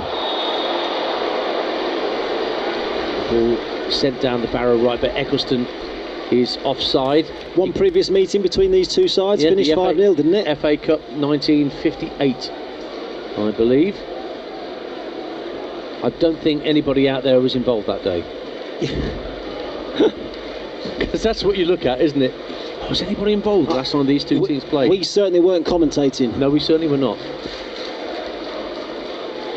Ian Danter and Matt Holland with you on TalkSport 2. Over on TalkSport, they're at half-time at Adams Park, where League One Wycombe are 0-0 with Premier League Aston Villa. Jim Proudfoot and Troy Dean, your commentary team there in Buckinghamshire. Second half about to get underway there. You can use the TalkSport app and swipe between our two commentaries. But here comes Chelsea and Mudryk again, darting down the left-hand side with some menace. And Theo Vassell did enough to put him off getting across him, but it is a corner to Chelsea at the Matthew Harding end. 4-0 they lead. There's some pace in those wide positions. Neto and Mudryk, you know, if Barrow do try and step up, there's so much space in behind, and those two are going to exploit it. But they've got to be willing to run, and we've seen it actually more and more so in this game. Mudryk definitely looked to get him beyond his man and utilise that pace. I'm not sure I've seen one Chelsea corner hit direct into the box yet. They've got a short corner routine. They're going to hit it direct into the box now, I've said that. In fact, yep, Neto runs away. João Felix will send it in, right-footed, in swinger. 6 yards out, headed goals by Disasi, and well pushed behind for another corner by Farman. Stays 4-0. He's made 2 big saves already. One from Dewsbury Hall, this header as well from Disasi. This second half, I mean, it could be worse for them. 4-0 down, it could have been more. I mentioned he's kept 4 clean sheets in League 2 this season, Paul Farman. And that will mean a lot to him that he's made 2 good, strong saves. The one from Dewsbury Hall was outstanding. Corner to Chelsea, where the stand that we're in, the East Stand, meets the Matthew Harding. And again, there's a short corner routine on offer, but Pedro Neto looks favourite to strike this, but Oliver Langford wants a word with Benoit Badia Shield before this corner kick is taken.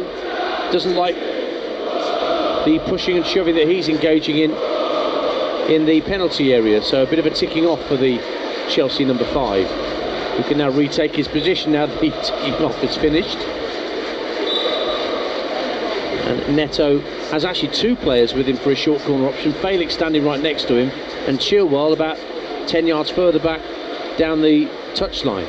Both those players run away, so another direct corner coming in, this time from Pedro Neto. Deep to the far post, turned goalwards by Nkunku. Eccleston gets it half clear, bit of pinball around the box, comes out to Dewsbury Hall, left hand corner of the area, drifts it to the far post. It might drop for Disasi in front of goal. Angle was tight, and it was chested behind by the goalkeeper Farman for another Chelsea corner. 4-0. Yeah, it was a strange defensive header back towards his own goal. I'm not entirely sure who it was. Chelsea keep it alive, and they've played another short corner. To Chilwell, level with the area. Mudryk has come in field, slides it down the right wing for Neto. Cross with his right foot, goes over everyone's head at the far post. Cassidy was closest to it. Kept in play on the far side by Dewsbury Hall. Dewsbury Hall, lovely ball up to Felix, edge of the area. Oh, he just played it through the legs of the on-running Dean Campbell, but just couldn't get to the second ball before it was intercepted. Mudryk back into the box, almost dropped for Badiashile. Now dropped at the edge of the area for Cesare Cassidy, but he tries one trick too many, and Barrow get it up to Garner, who gets a shove in the back from Vega, and Barrow get a free kick. Party tricks are out now for Chelsea. João Felix enjoying himself. He's been excellent tonight. He really has. For an hour, he's been the best player on the pitch. And Kunku's finishing has been superb. But João Felix's all-round display has been excellent. Tell you what, if there's a rant from Andy Jacobs at about 6 minutes past 1 tomorrow when he's on TalkSport with Paul, what's he going to rant about? Exactly. It can't possibly be a rant. He'll find something. Maybe. Find out tomorrow from 1 o'clock. On TalkSport with Paul and Andy, taking you through the afternoon as only they can. 4-0 here to Chelsea. Nearly an hour gone on TalkSport 2. As one-sided as it's been, it's also been a very enjoyable watch. Ian Danter and Matt Holland with you on TalkSport 2. Our producer Will's enjoying it anyway as a Chelsea fan. Enjoying putting a team to the sword. It is a strange old time to be a Chelsea fan, although 5th in the Premier League looks pretty good on the face of it, Matt Holland. Yeah, I think it's been a reasonable start, and actually they finished last season pretty well as well. Let's not forget that. I know Pochettino's not here, still in charge, and Maresca I think has done an excellent job of just keeping things ticking over at the start of the season, gone about his job in a quiet, controlled fashion. After they no lost real to headlines. Manchester City on the opening weekend, that could easily have been, a portent to a bad start to the season, but back-to-back wins, including the 3-0 win at West Ham, put them on 10 points. That was back-to-back clean sheets as well, but I think it's just as important in these early weeks. And they have the ball, Chelsea on halfway with Disasi, feeds it into Felix, little layoff for Cassidy. Now Chilwell gets his head up, spots Mudryk down the left-hand side, left-hand corner of the box. Chilwell on the overlap, gets it back now, does he? He's just won it from the challenge of the centre-half Jackson, and then hits it against Eccleston and wins Chelsea another corner at the Matthew Harding end, 4-0. I'll be honest, I don't think that's a great run from Ben Chilwell. I don't think he needs to. He's played the ball out to Mudryk, who's 1v1 against his defender. Just leave him to it. You don't need to go and help him. Just let him attack his defender. He's done it so well tonight. Every time he's faced him up, he's beaten him for pace. Just let him go. Chelsea have lost 3 Carabao Cup finals since their last win in 2015. And they're desperate to put a bit more silverware on the table. It's a long stretch for them. Nearly 10 years without a League Cup trophy. It's been the preserve of pretty much Manchester City for a good long while. This corner from Felix, deep to the far post, nodded down. Dewsbury Hall fires it goal as that was on its way in, but for Ben Jackson, who just deflected it behind for another corner. The pressure continues from the hosts, 4-0. He's a goal scorer, isn't he, Dewsbury Hall? He does hit the target. It was a controlled volley from the edge of the box. It's not one of those where he's just tried to lash through it. I remember seeing him at Luton on loan once we were back underway after Project Restart. Saw him in a game at Reading and he was on loan from natural finisher. Completely ran the show. Yeah. And Perry Groves, who was alongside me, his eyes were out on stalks watching him. But who's this kid? But here he is in Chelsea trying to prove himself. Another corner from Felix. Deep to the far post, goes beyond everybody in a Chelsea shirt who made a run in from the far side, including Disasi. And a couple of changes being made. And well, you mentioned both of these young players, Tyreek George and Josh Achiampong, are going to come on for Chelsea. And Disasi and Neto are coming off. So Tyreek George, 18, made his debut as a substitute in Servette, so not a Chelsea debut. An academy graduate, an England under-19 forward. He comes on for Neto. And Achiampong, who made his debut in the Premier League in May against Tottenham. That's his only appearance before tonight in a Chelsea shirt. He's a right back, come right midfielder, but it looks like he's going into an orthodox right back position as he comes on and a couple of Chelsea youngsters of 18 years young get their opportunity out there, Matt Holland. Yeah, great, isn't it? Great chance for them. Great that Enzo Maresca's got the ability to do it with what they're going to get half an hour's football here, which is a fantastic manager's dream, isn't it? You want to give players a chance. The game is effectively done and dusted. No, it's won. I mean, come on, Barrow aren't winning this 5-4 dance. They're not taking this to penalties. They're not scoring 4 in the last 27 minutes. I remember watching a game between Port Vale and QPR that was 4-0 to Port Vale with 10 minutes to go on my telly box when I was a little boy. Ended up 4-4. This is Chelsea against Barrow. 64 places between them in the pyramid dance. Come on. Killjoy. You watched this finish 4-4. Yeah. Here come Barrow trying to put the mockers on Matt Holland with Elliot Newby down the left-hand side. Gerard Garner won't get hold of that. Dewsbury Hall nods it clear. Won't quite make its way through to Tyreek George to get his first touch at Stamford Bridge. In this cup tie, Eccleston, who may or may... I'm trying to think whether he would have come through the same academy sides as the likes of Achiampong and Tyreek George. He's a couple of years older, Eccleston, 21 compared to 18, so maybe not. Might be a bit of familiarity there. Another change coming up for Barrow, and going to see Katia Kouyaté, who was the only player that missed out from Saturday's win against Newport. He's coming on, and so too is Junior Tiencia for Barrow. So double change. So players coming off. You can see that Newby is one of those coming off, and Garner is the other player being replaced. And replacing number 10, Jed Gardner. Number 29, Junior. So Kouyaté, who is a forward from the Everton Academy, can play all across the front line. He's on. And Chelsea, meantime, at 4-0 up, playing the ball around in their own penalty area. So confident are they. Tiencia, incidentally, is a left-back who joined after a brief spell at Solihull Moors. He was a Millwall youth. Junior Tiencia. Balls at the back with Benoit Badiashile for Chelsea. 25 minutes to go on TalkSport 2. 4-0, and Felix with a lovely flick for Nkunku, who's still out there on a hat-trick. Feeds it out to the left wing for Mudryk. Brilliant drop of the shoulder, gets the crossing, drops at the edge of the area. Cassidy tries to fire it goalwards, but screws it a good 4 or 5 yards wide of Farman's right-hand post. Goal kick to Barrow, 4-0 Chelsea. I've enjoyed Mykhailo Mudryk's performance on that left-hand side. And I think that's been one of his better games. Needed it. Come under a bit of pressure. Hasn't quite hit the ground since he's been at the club. No. But tonight I've enjoyed his performance. I think he's showed a bit of confidence, showed a bit of positivity when he gets the ball as well. I think sometimes you watch him play, he's a little bit timid, doesn't demand the ball off those around him. Today there's been more about his game. Now Jackson being closed down by 2 Chelsea players as he tries to bring the ball away downfield for Barrow.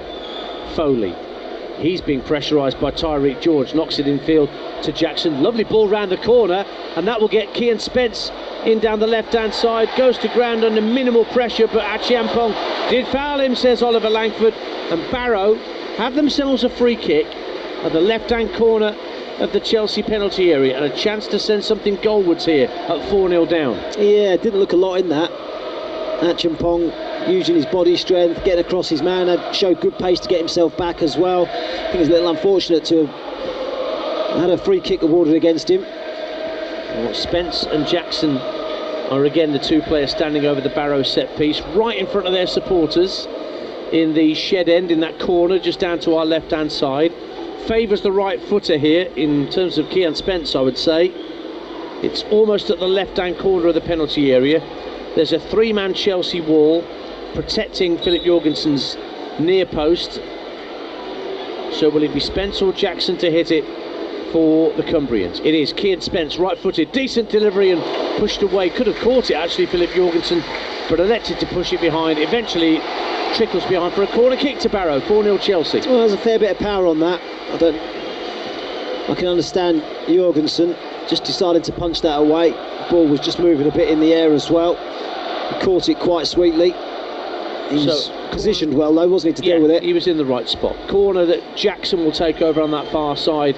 A left-footed in-swinger from the right wing for Barrow at the shed end.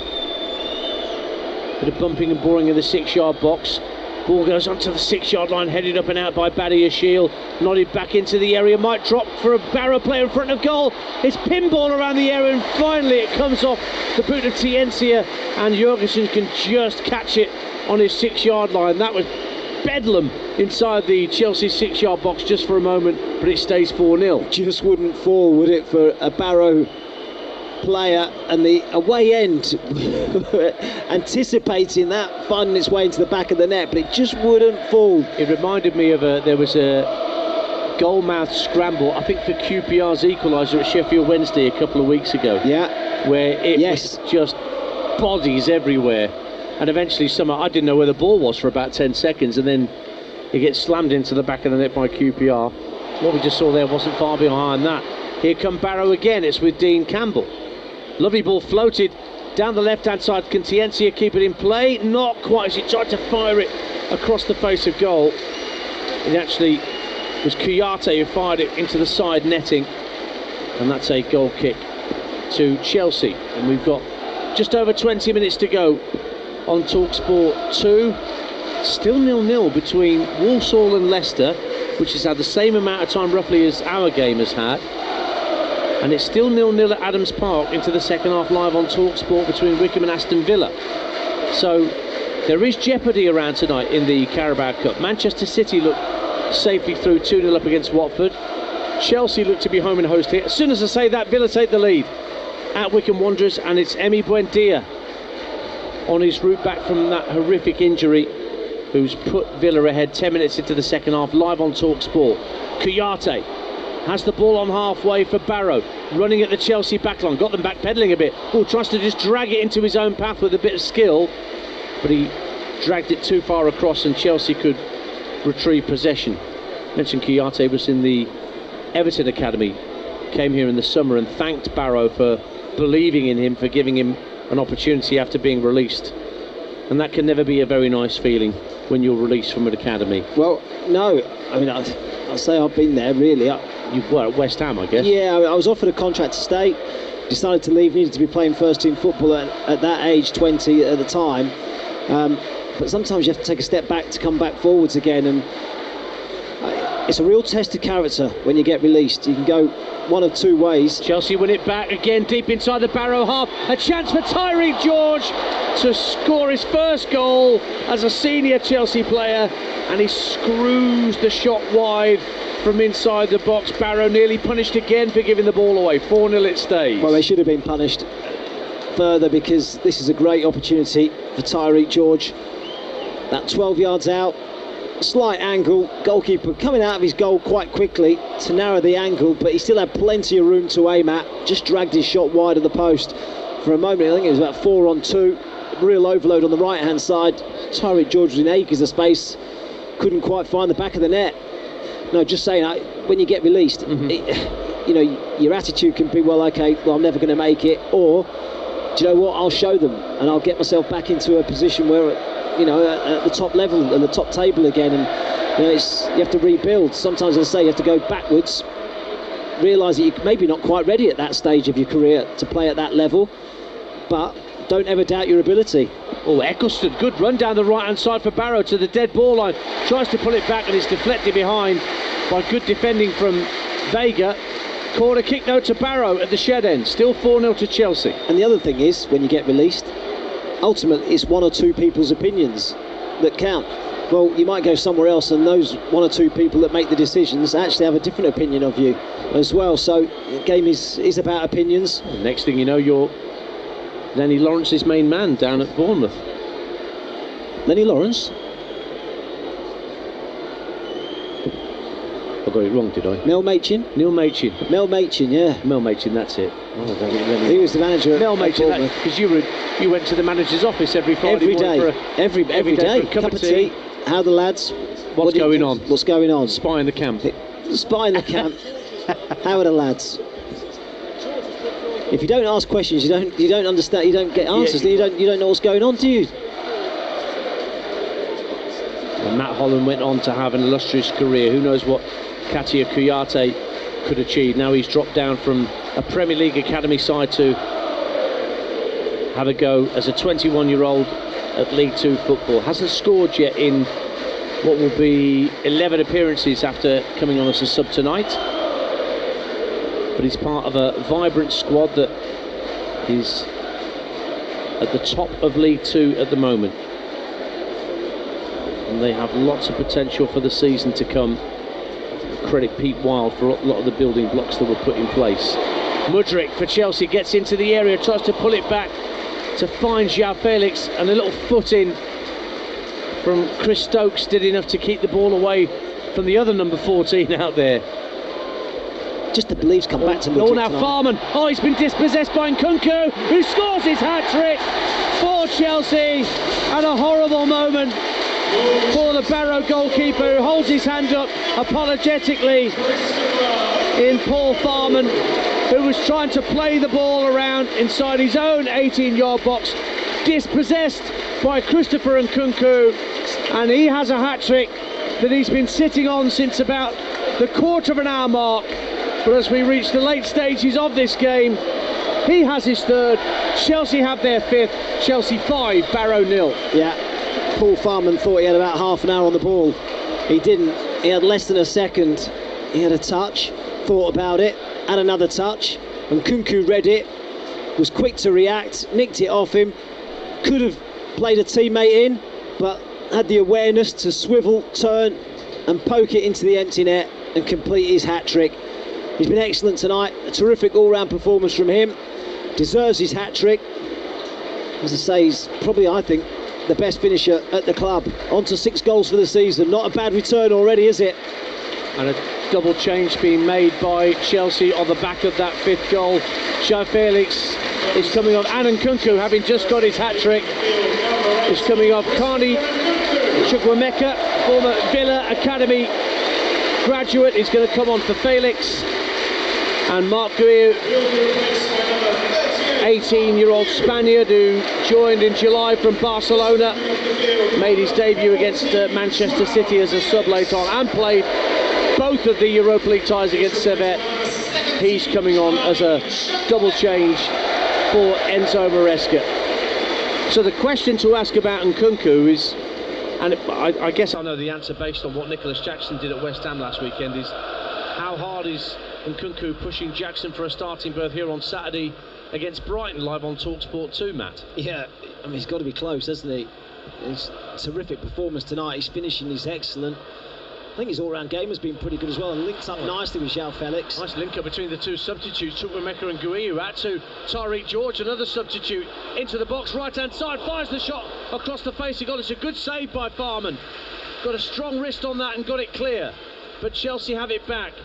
Chilwell finds Mudryk. 5-0, 76 gone. Mudryk goes for goal and it flashes over the bar, and I think the keeper had it covered. Goal kick. He did, but you'd be fearful now for Barrow, because this could get ugly in the last 15 minutes or so.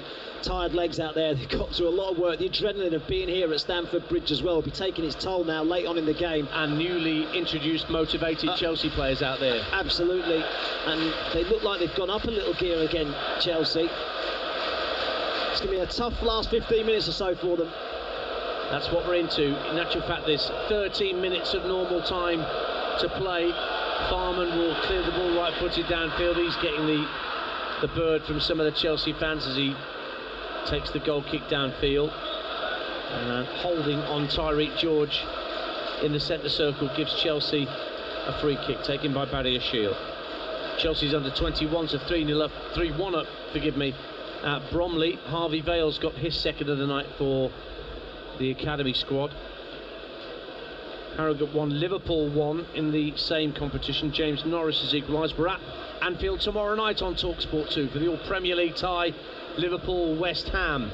Myself and Stuart Pearce, your commentary team, up at Anfield with Manchester United's Europa League tie against FC Twente live on TalkSport at the same time.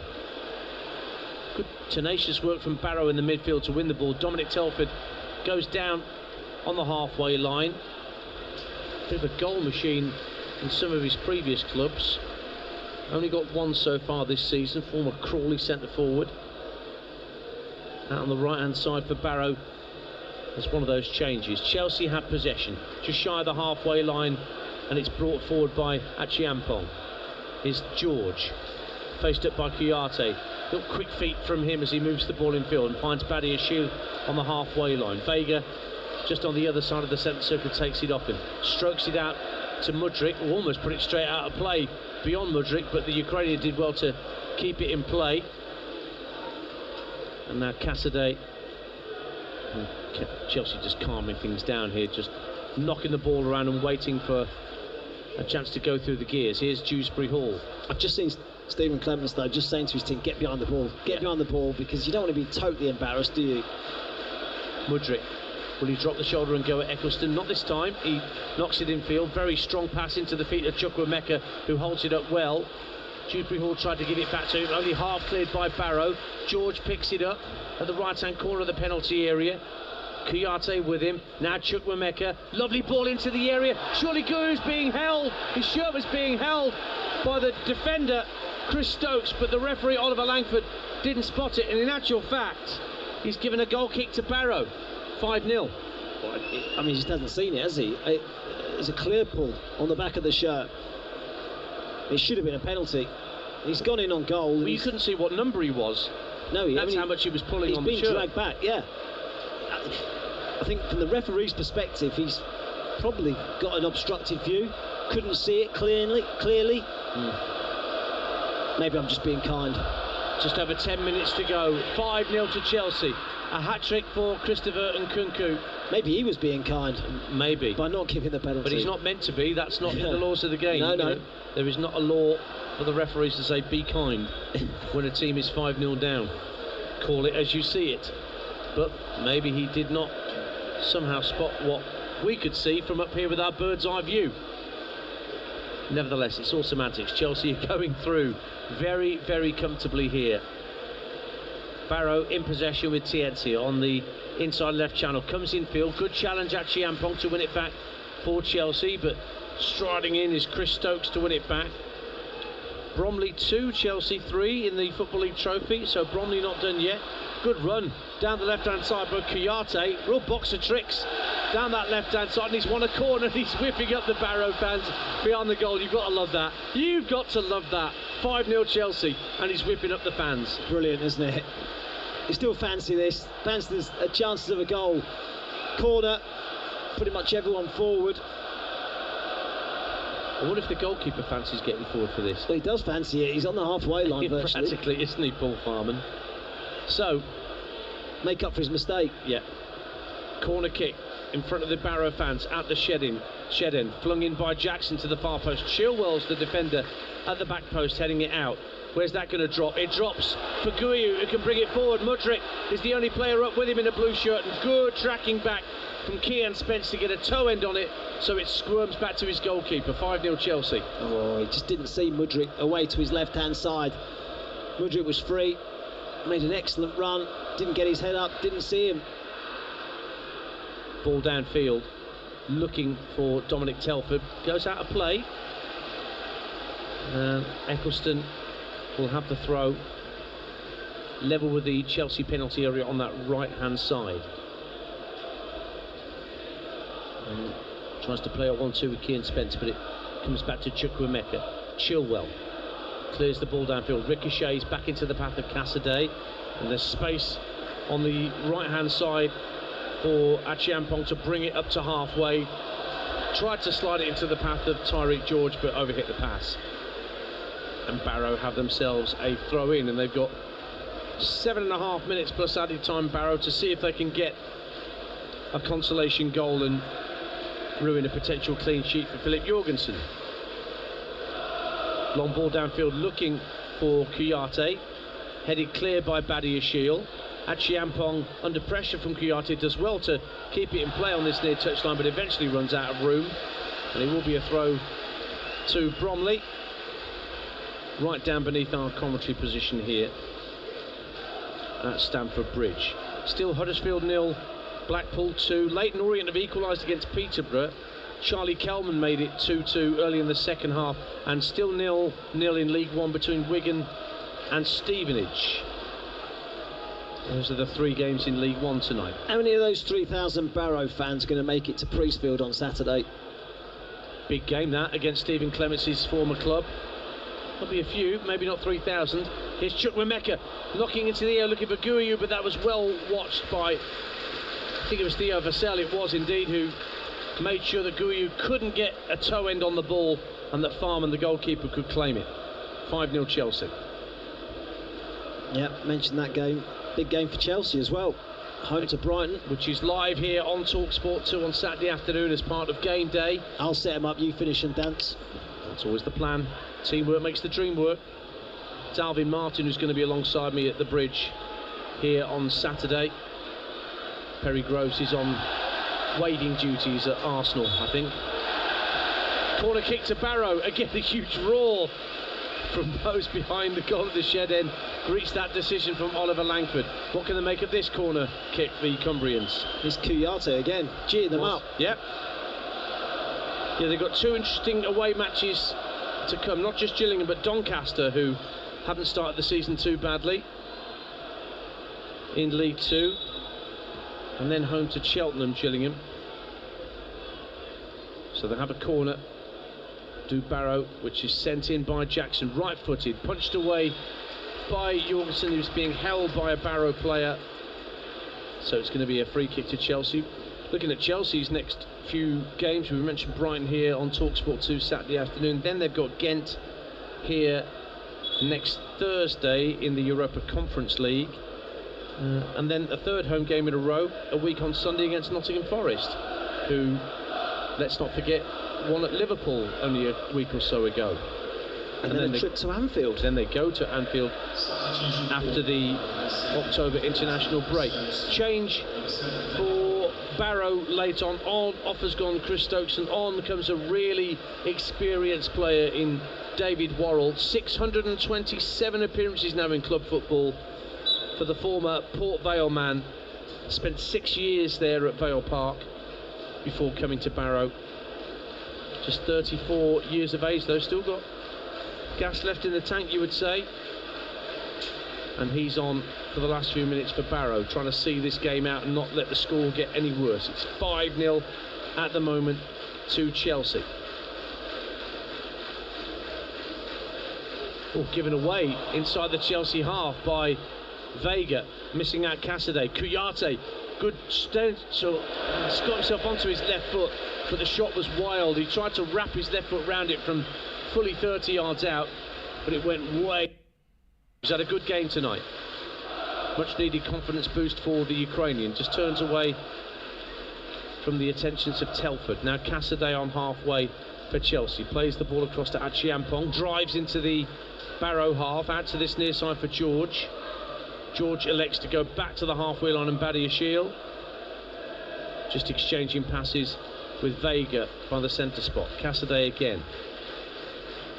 Very calm football from Chelsea, not feeling the need to cut through Barrow at this point.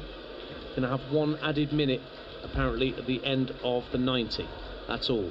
Even with all the substitutions, I think that is another possible example of the referee bestowing a bit of kindness upon the opponents to not prolong the agony. I'll say common sense. Means the Barrow fans that are on the road 5 minutes earlier as well. Yeah, because it's always dead easy to get away from Stamford Bridge. Here's George for Chelsea, right-hand corner of the penalty area, trying to play in Chukwuemeka on the underlap. Just couldn't get control of the ball, and it's drifted behind for a goal. In fairness, it has thinned out, hasn't it, at Stamford Bridge? A lot of the Chelsea fans have made their way to the exits. Get an early. Means you and me might get home at a reasonable time. You Sorry? Means you and me might get home at a reasonable time. Yeah. I don't know. Got an early start tomorrow as well, so that's handy. We'll be listening to the Sports Bar on our way home. Jason Cundy's here tonight, working for the club he loves, Chelsea, so Jermaine Pennant will be alongside Jamie O'Hara tonight, taking your calls at 10 o'clock. 0371722 3344. Chelsea fans, why not ring Jamie and tell them how well some of these young Chelsea players have done tonight. almost released Tyreek George through the middle. He's still got it. 25 yards out, faced up by Tientia. Gets to the right-hand corner of the box, lays it off to Achiampong. Now Dewsbury Hall. Plays the ball infield to Chilwell. Back for Dewsbury Hall once again. Stroked out to the right wing for George. Right-hand corner of the penalty area again. Fires it into Guiu. Difficult to control, but he actually did really well, the young Spaniard.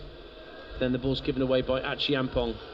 And Kouyaté trying to roll his defender and get down the left flank for Barrow. Can't do so. And Badiashile tidies up and gives it back to his goalkeeper. Well, these are the last 30 seconds, Matt, of normal time. Yeah, 5-0. I'm going to say, I mean, plenty of candidates for man of the match. Nkunku hat-trick obviously stands out. I thought João Felix was excellent. Mudrik's had a good game on that left-hand side.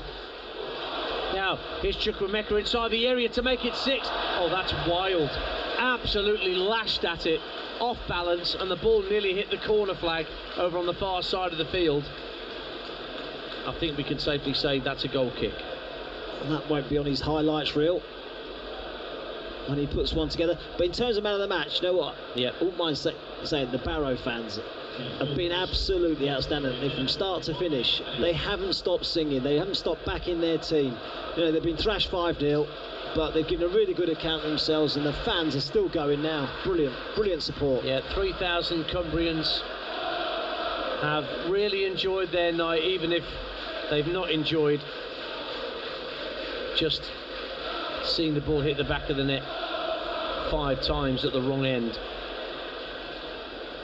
So out to the left-hand side. It's kept in play by Tientia, but Achiampong for Chelsea wins it back. Still 0-0 at the Poundland. We're into that minimum stoppage time now. Won't be long before Oliver Langford brings proceedings to a close here at Stamford Bridge. The ball is back with Josh Achiampong out to Dewsbury Hall, and there goes the full-time whistle, and there's applause all round Stamford Bridge from the Chelsea fans for their team, who've scored 5 unanswered goals tonight, and from the Barrow fans in the shed end corner, just delighted that their team have made a contribution at one of England's premier football stadiums. They didn't score. I don't think they even forced Philip Jorgensen into a save, but those Barrow fans have enjoyed their night.